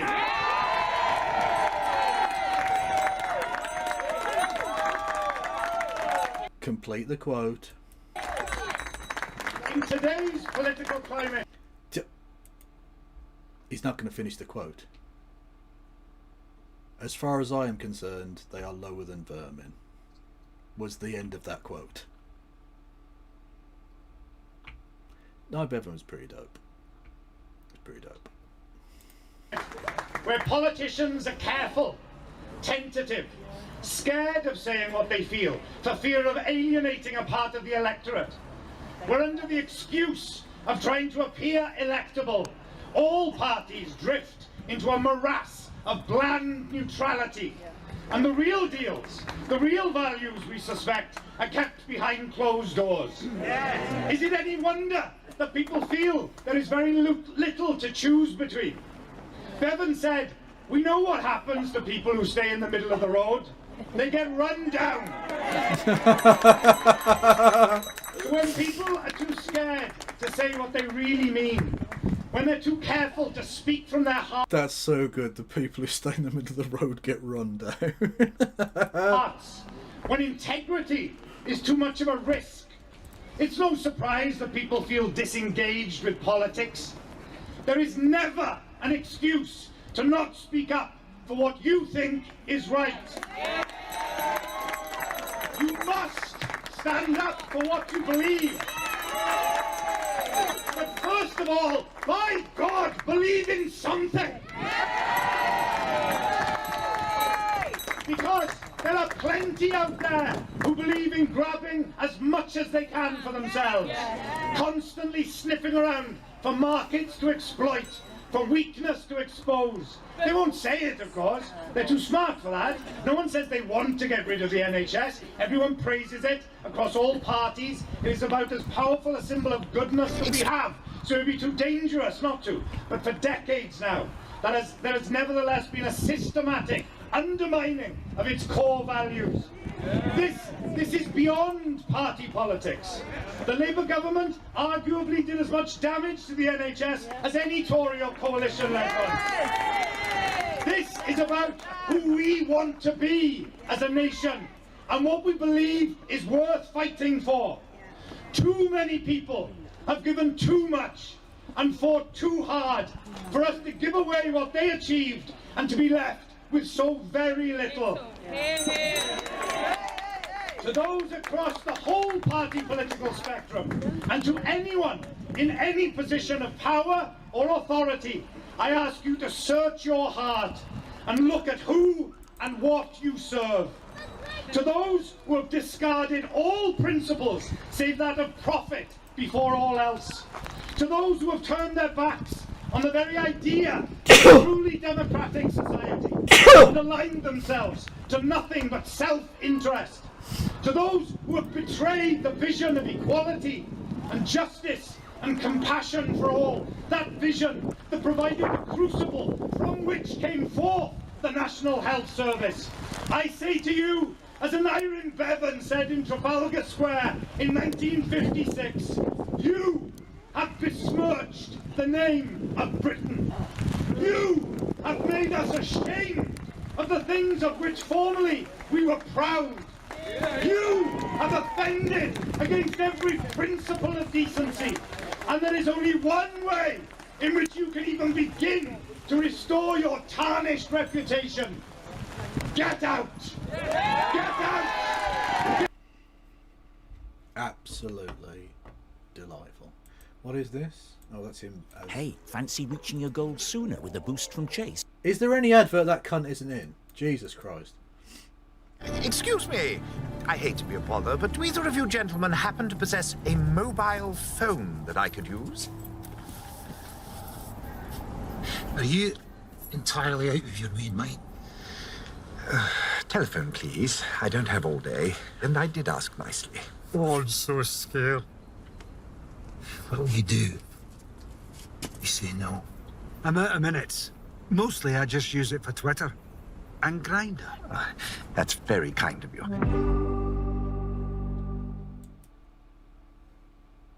Thank you for that. I have no idea what the fuck that was. Yeah. I preferred him quoting an Iron Bevan, but, you know. Anyway, yes, Michael Sheen for president. Or king, or prime minister, or, like, head cool dude. I don't know. Check my link. What link did you send to me? Tom Ellis as the devil. Oh, that is Tom Ellis as the devil. Okay, I've not seen this, but I presume it's about the devil, given the title. He's not even hot, sharp. Of that. I think, you know, he got kicked out and then he jumped into bed with the first people who would have him, i.e. Nigel Farage and co. And it worries me. I mean, he got kicked out because he was about to jump in. Well, Nigel Farage didn't seem to think that on the day, right? Yes, but Kemi Badenoch said, I had to...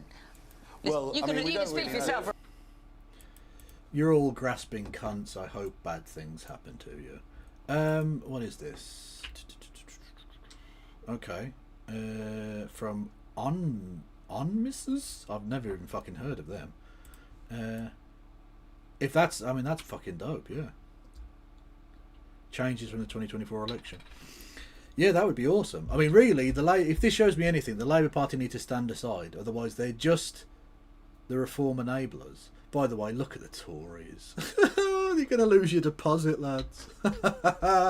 Absolute fannies. Love it. Generic, yeah, but I mean... look, I was obviously about to do this, and I'd made my decision, and I'm convinced it was the right one. And Richard, you know, for the sake of this programme, I know you have to, you can pretend that you think everything is sweetness. Well, even if we yeeted the monarchy, I don't mind them keeping Prime Minister as the term. You don't have to be called President. You effectively would be a President at that point, but it would just be weird calling someone the President. President's question time. Nah, bollocks to that. Again, we're going for de-yankification, not re-yankification. To light in the Conservative Party, but you and I have had many, many conversations in which you have shared my concerns that the party made massive mistakes, that unfortunately it's not a national party anymore, that it's very unlikely. That is literally true, and that's the story that people are not talking about. The Tory party have ceased to be a national party. They're not actually really even a unionist party because they don't have representation in a lot of other places outside of England. And they're not really they're not polling well enough to be considered a major party anymore. Their membership has dwindled, but their membership of the fucking parliamentary Conservative Party has dwindled. They're not a national party. They shouldn't be given an automatic seat on this television show because they're not one of the major parties anymore. They're just not. Gabriel Halborn. As a tanky, I'd like to say I am entirely disinterested in relitigating Uncle Joe, and far more about not sliding into capitalist hellhole further. Well, I'm very much with you on that. Very much with you on that. And again, if I have to break bread with people I disagree with to stop fascism, or even just to stop the further embedding of this techno-feudalist capitalist hellscape, yeah, I'll do that. Yeah, that's cool. We don't live in a world where everyone's going to agree with you, and you have to just deal with that rather than being the purest of the pure. I'm sick of trying, or not even trying to be, but I'm sick of purity and manifest defeat. Give me a little bit of impurity and actually achieving things, because people are freezing to death. We can get to some fucking nitpicky bullshit later on if we need to. Let's stop the starvation first, shall we? Stop it. Get some help. We really should, Marcel. Thank you, Marcel Paul, who resubscribed for 57 months. Mental. If the Tories are not a major party, does that mean they are not the adults in the room? They haven't been the adults in the room for a long time. Also, as we found out, a lot of their backbenchers like being in rooms filled with not adults. Very Epstein. Likely to Sorry, Epstein. More than a handful of seats at the next election.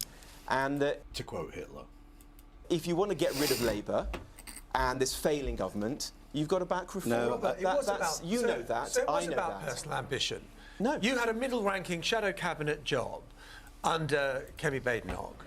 And you've gone for being Shadow Chancellor under the party not officially Shadow Chancellor. Well, not officially. You know, John. Shadow Treasury spokesperson is actually the job. John, if you think it's easy to do what I've done, then you don't... No one said it's easy. They said you were doing it for personal, like, grift.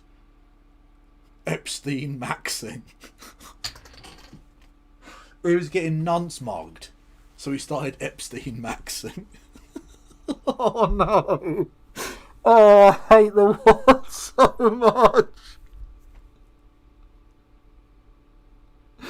Oh, Jesus fucking Christ.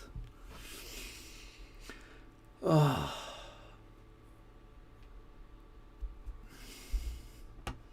It's out, Robert. You walk away from friends. Robert, you've made that point. Let's hear what John's got to say. But John, you've made that point. Robert. Let's hear what John's got to say. I am ambitious for the country. I don't want to see the country going down. No, but you're ambitious for yourself. That's the problem. The path it's going at the moment. You've made that point. And Let's the way bring to John do in. that is to have a change of course. But look, you were a Remainer when David Cameron was the Prime Minister. You were a Brexit... I want to go back to the time before I had the word nonce-mugged. Well, nonce-mugged is a Kevin Logan original. The chatter only said Epstein maxing, okay?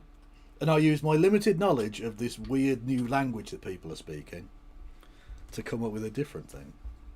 Because I am creative like that. If only I used my powers for good. Here when Boris, you said it's a shameful that Liz Truss is still in the Conservative Party, but you voted for her budget.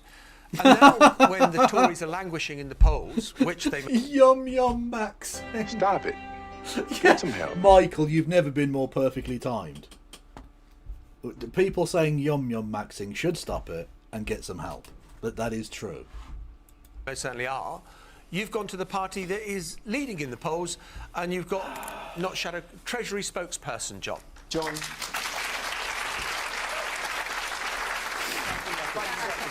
going to let the audience in as well, very briefly, because I must let the audience in. I'm not going to take any lessons from the man who said that Peter Mandelson was a class act when he was appointed as our ambassador to Washington. Nigel Farage said much the same. I don't think that Yeah, you're all cunts. You're all disgusting, evil bastards, we know. Very good judge. Nigel Farage said much the same. Didn't you also go on telly and say that Hugh Edwards, after he'd committed the most appalling crime... You're deflecting. Was a great man and a close friend of yours, I think everyone can John. see that you're deflecting, because you know, I'm not seeking elected office. You're not answering the questions that I'm posing to you. In fairness, John's not asking anyone to vote for him. Do you think that Peter Mandelson is a class act, John? Okay. The gentleman's question. Very briefly. Distance yourself from Peter Mandelson, John. In fairness, Nigel Farage says... Does your party distance itself from Donald Trump? Robert? Again, can we just to reiterate for everybody, the President of the United States is a child rapist. We know he's a child rapist, and nothing is happening about that. Look, I feel like titling every single one of these streams, Donald Trump is a paedophile. Just so everyone remembers. Because like that gets forgotten in all of the like, oh, tariffs. Oh, it got struck down. The amazing thing to me, journalists still do this, right? So the 6-3 decision, surprisingly, his tariffs got struck down as unconstitutional because he was using a law that was supposed to be for national emergencies, and this wasn't a national emergency. Surprisingly, the penguins of that weird island that he put the tariffs on weren't a national security threat to the United States. So yeah, anyway. And he said, oh, well, I've got a plan B or whatever. I've got a second plan.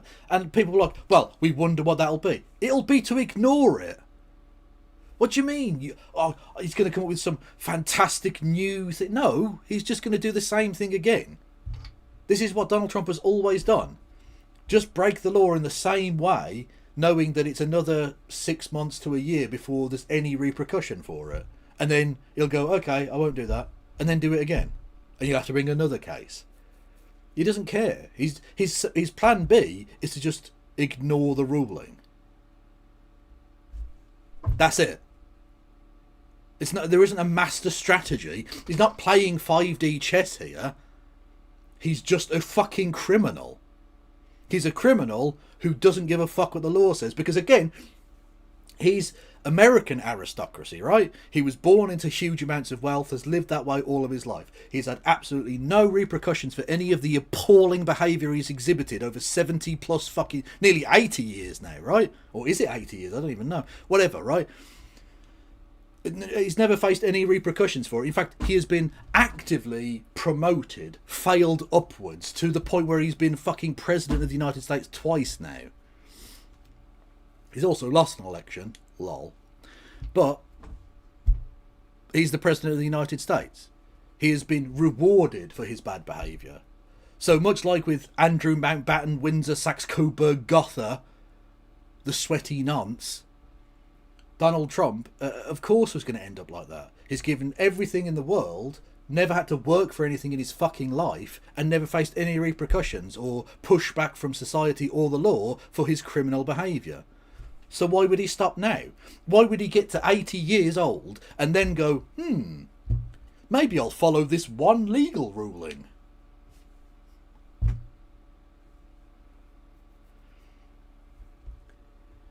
He's been openly fucking going on about like, oh, he's a stiff dick of poop. He hasn't been saying that, thankfully. But he going on about like whether they should pardon Ghislaine Maxwell. Like, he's just a pedophile. He's just a child rapist. As well as raping adults as well, of course. He's also done that. Grabbing them by the pussy, etc., etc. This is not news to anybody. And yet nothing has happened. Because he's American aristocracy. The Americans like to pretend that they're some shining beacon on the hill. You're not. You're a bastard child of Great Britain. You have an aristocracy. You have a corrupt leadership. It's just that your monarchy runs on the dollar rather than on ancient prestige. But the structure is pretty much the same. The taking care of their own is pretty much the same. One could argue there's slightly more social mobility in some respects. You do get the occasionally relatively new rich person join that aristocracy. Bill Gates was sort of middle class when he grew up, but he wasn't like rich. And he became the richest man in the world.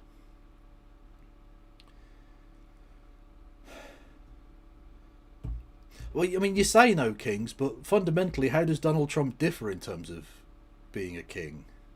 Really? Like, you get elected kings. That's a thing, you know. There aren't many restrictions on him, are there? He's threatening to fucking invade Greenland. Like,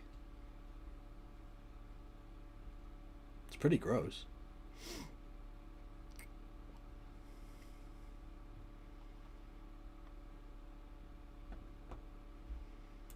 The podcast repeatedly that we've learned about Peter Mandelson has absolutely completely changed. But you knew when you said he was a class act. Okay.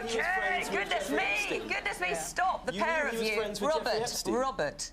I might remind you that your current leader, Nigel Farage, also says some very complimentary things about Peter Mandelson when he was appointed. And literally goes over to America far more regularly than he ever goes to fucking to his constituency. To straddle the peni of Donald Trump, best friends with Jeffrey Epstein. So let us not pretend, dear boy, that you're free of this.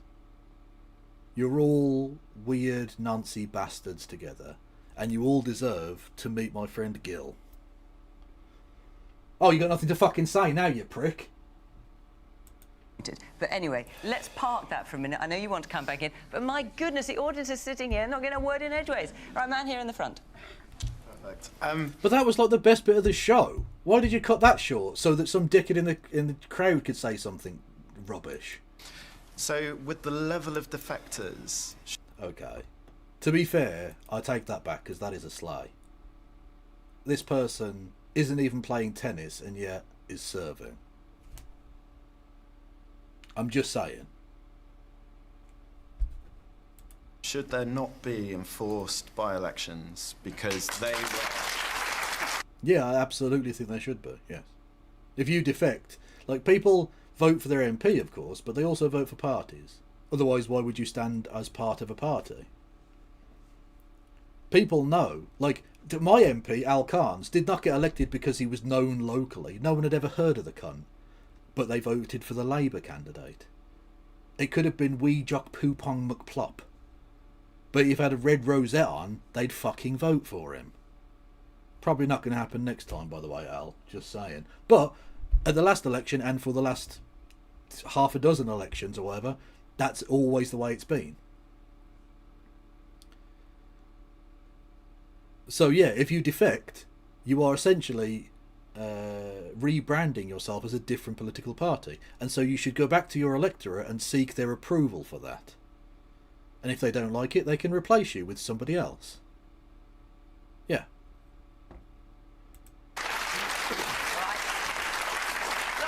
He does look like a GTA character. Oh, he's so Vice City coded. He really is, man. That's such a great spot. It could be Ploppy, son of Ploppy. Which is, by the way, why if you see me pop up in a YouTube chat, I appear as Ploppy111. Because Ploppy was already taken, much to my chagrin, many years ago when I set this channel up. And so the handle is Ploppy111. So, but for some reason, even though my name's Kevin Logan on the site, when I appear in the chat, I appear as Ploppy111. Which is really annoying because people don't know what the fuck that is. They don't recognise me as that. So they think they're just talking to some rando. I'm going to go around a few more and then we'll get an answer to that. Or I certainly hope so. Yes, woman here in the front. You've been very patient with your hand up for ages. To know from Heidi, I think the Labour Party have had 15 U-turns. And you said that you respond to the public appeal and to democracy. But you had 14 years as a shadow government. Did you not have time to formulate a plan? It just seems like it's... Literally. Fucking literally. It's so good to hear it said. Because so regularly they just ignore the fact that they had no fucking plan.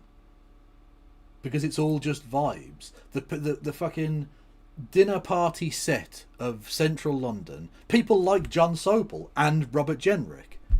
The thick as thieves crowd who run this country decided that he had the right vibes, so that's enough. Doesn't matter that he doesn't have a single fucking policy or belief in the slightest. Nah, he's fine, he'll be alright. Snakes and ladders. Okay. Let's hear some more points. What have we got? Yes, there's a woman over there in glasses with a black top. Yeah. Hi. So I'm an ex-teacher and I've actually seen the poverty that Heidi was talking about in what would be deemed a well-incomed area where children are coming into school hungry, they haven't had breakfast, they don't have coats on, you know, and as teachers we're providing that ourselves, they're unable to buy books, etc. So I find it really shocking that we're hearing the Reform Party say that they think it is a good idea to keep the child benefit cap to 2 children and also reduce the disability payment. So we're actually taking away from the most vulnerable in our society. We haven't said Okay, that. all right. Woman in the pink top. You have said that. Thank you. I'd actually like people to stop bickering because there just seems to be, we're always arguing between each party. Yes, it's called political dialogue. What you'd all prefer if we all just agreed and had no differences of opinion. Why did you come to this show then? If you don't have any difference of opinion with anyone, why did you go onto a political debate show? This is the most fucking brain dead take. And look, she's probably a really nice person. But she's just, it's fucking mind-numbingly stupid. Why is everyone arguing about things? Because they believe different fucking things. They believe in different things. So they're arguing back and forth to try and win the discussion, hopefully, and form different policies for the country. That's the point of that. Like, in what countries debate stops? Fucking brutal dictatorships. What's the point of having freedom of speech if we're never going to argue about anything?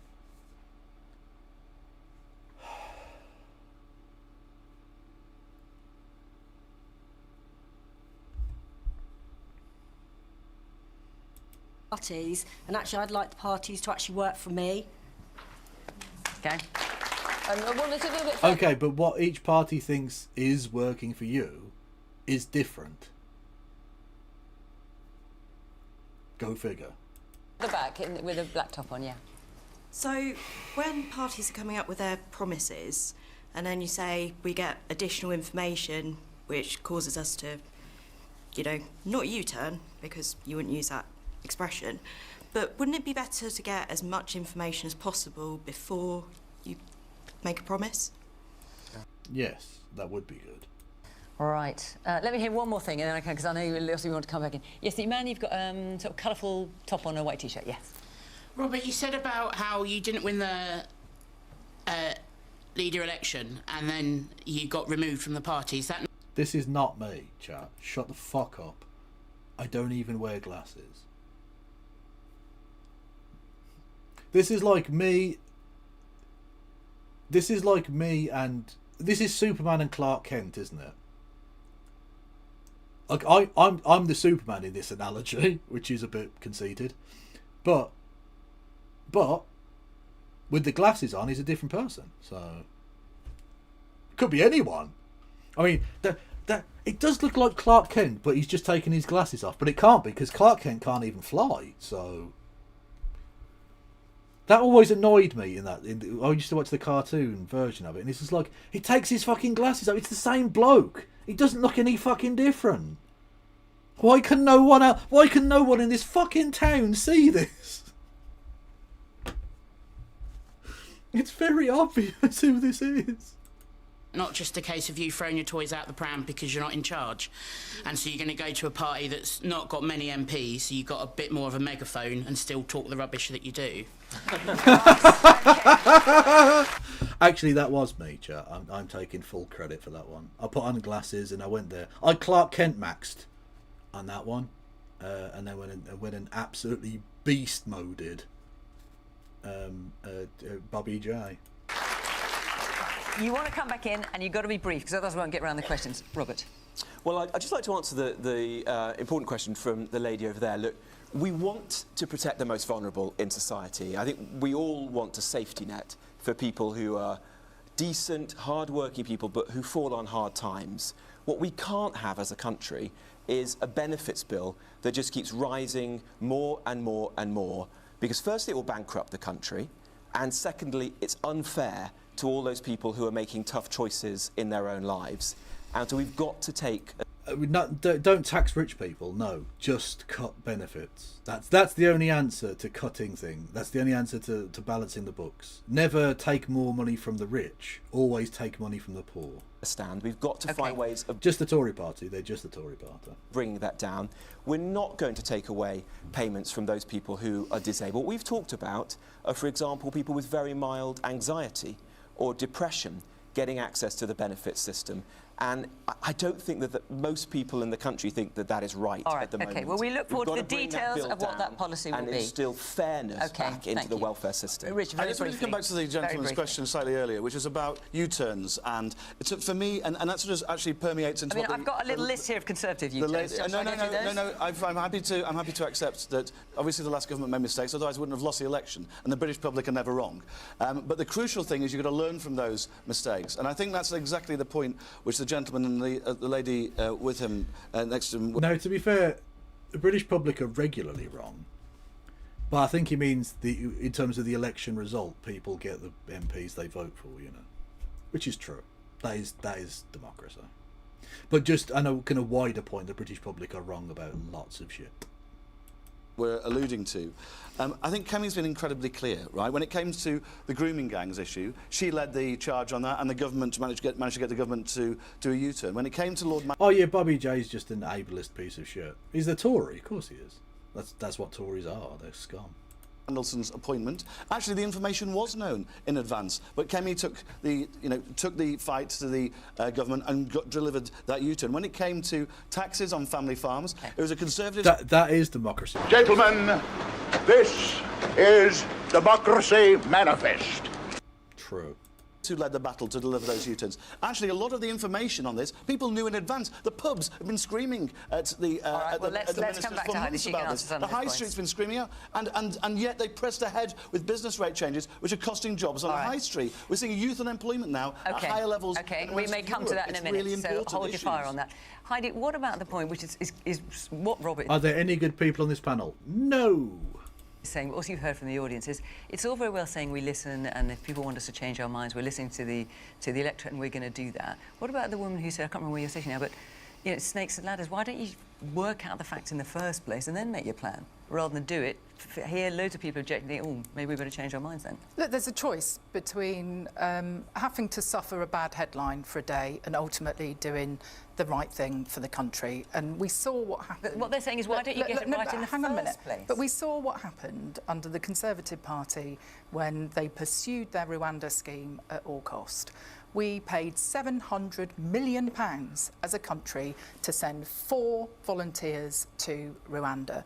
So I think it's Panel better of if new facts deplorables. emerge, if True. things aren't working, if you get new advice, to do what is right for the hard-working people of our country.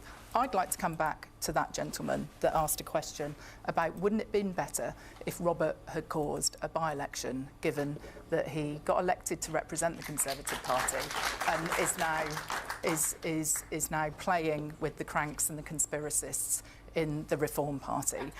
I took a different approach back in 2018 when I was a Member of Parliament and I had a fundamental disagreement with the then leader of my party, Jeremy Corbyn, who I didn't think was fit to be Prime Minister. But you think Yum Yum Friend is? Okay, cool. Absolute fucking... I mean, just... Oh dear, I seem to have spotted a cunt! And you get one of them. Wank!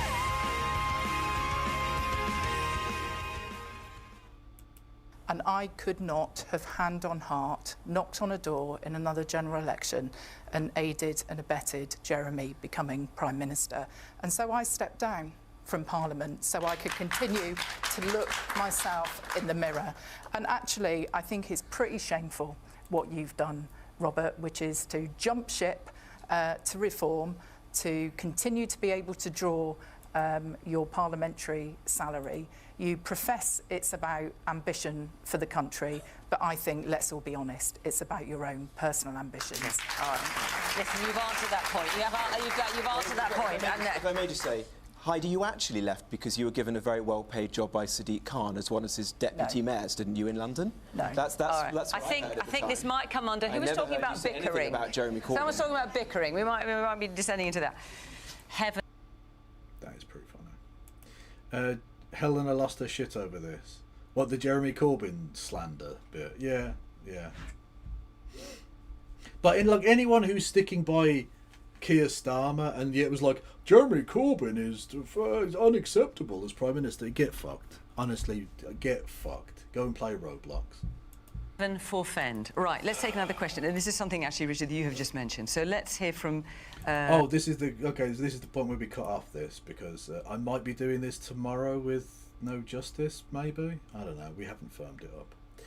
But either way, I am going to get some proper food, because unfortunately, much to my chagrin, one cannot live on barbecue, beef, hula hoops alone. You have to have actually solid food as well, which is really annoying because that takes time to prepare. So I'm going to go and do that and then go to bed, I think, probably. Who's going on YouTube that we can send everybody over to? Ooh, how the fuck was that over 2 hours? We didn't do anything. I don't know. Register for... yes, question time. Thank you, Wayward, for reminding me. I had totally forgotten. What is it, 255? What's this? We watch loads of Pitbull stuff with you, so we'll do that another time. Okay. Cozy Valkyrie. I don't know who that is. Do I follow that person?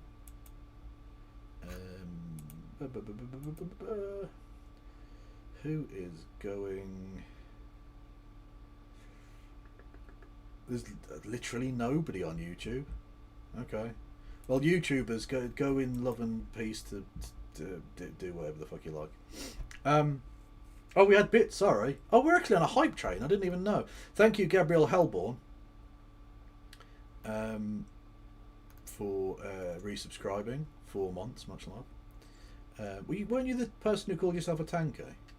Well, see, I appreciate that. Thank you. Thank you, Fuzzmuz87, for gifting a sub. And thank you, Fuzzmuz, with Biddy Bits, who said, Scottish Tories are proposing having a 2-child cap on the Scottish child payment. Luckily, they have no chance of winning. Yeah, the Tories north of the border are fucked, yeah. Well, the Tories everywhere are fucked, but especially, I think, in Scotland, because they just don't have, like, a natural base, really, there. Like, at least the Tory party are an English nationalist party. So why would any Scottish person vote for them? It's... Ugh. Anyway, whatever. Who's going on Twitch?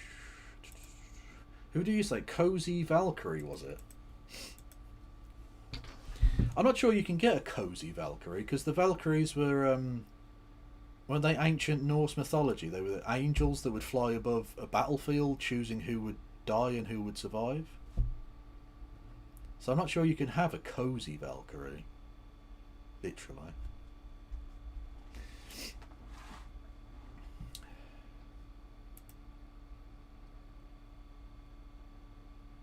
Cozy chat is not a political stream. Behave. Oh. Okay, well. They're playing Baldur's Gate, apparently. Okay. Well, I'll send you over there. Be nice. Otherwise, I'll fuck you up in Minecraft. Something. Okay, everyone. I will see you tomorrow, possibly with no Justice of the MTGs, but I don't know. And although I suppose with Andrew Saxe-Coburg-Gothe, Windsor, Mountbatten being arrested, she's gonna have to change her name to Some Justice MTG.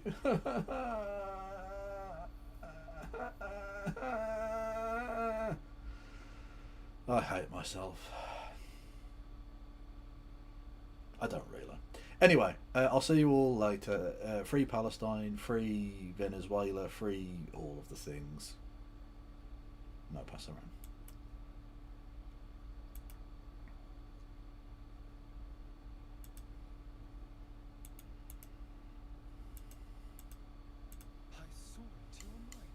Oh, what? Ooh. Jesus. Hello? Chunky Welcome, Raiders. Logan, hello. Welcome in, Raiders. Is it a duck raid as well?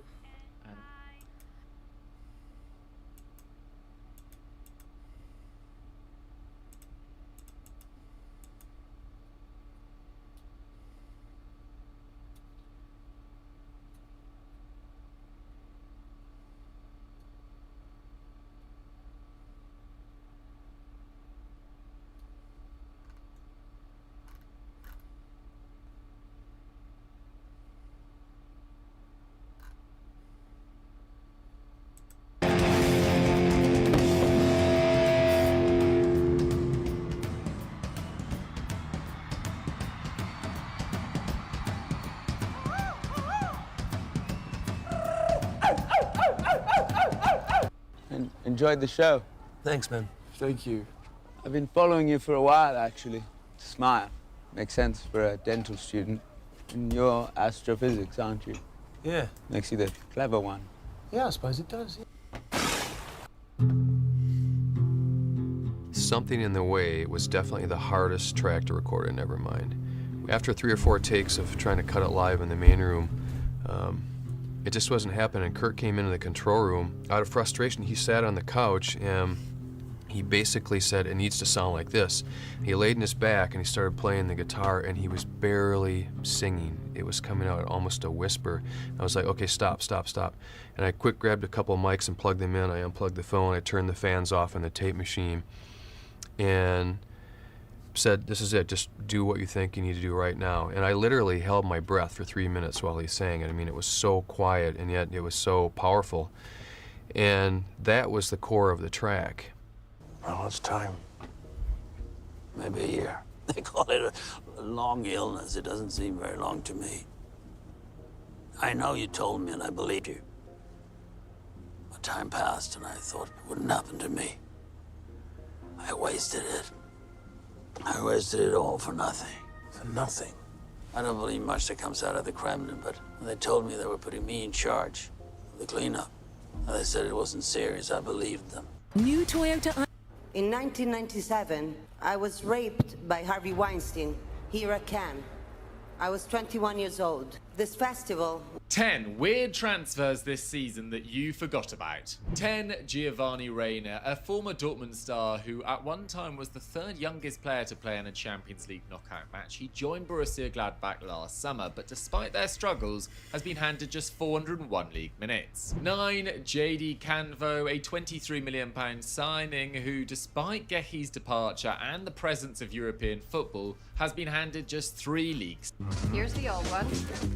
How good does this little beauty look? This is... You prefer Irish to Scotch?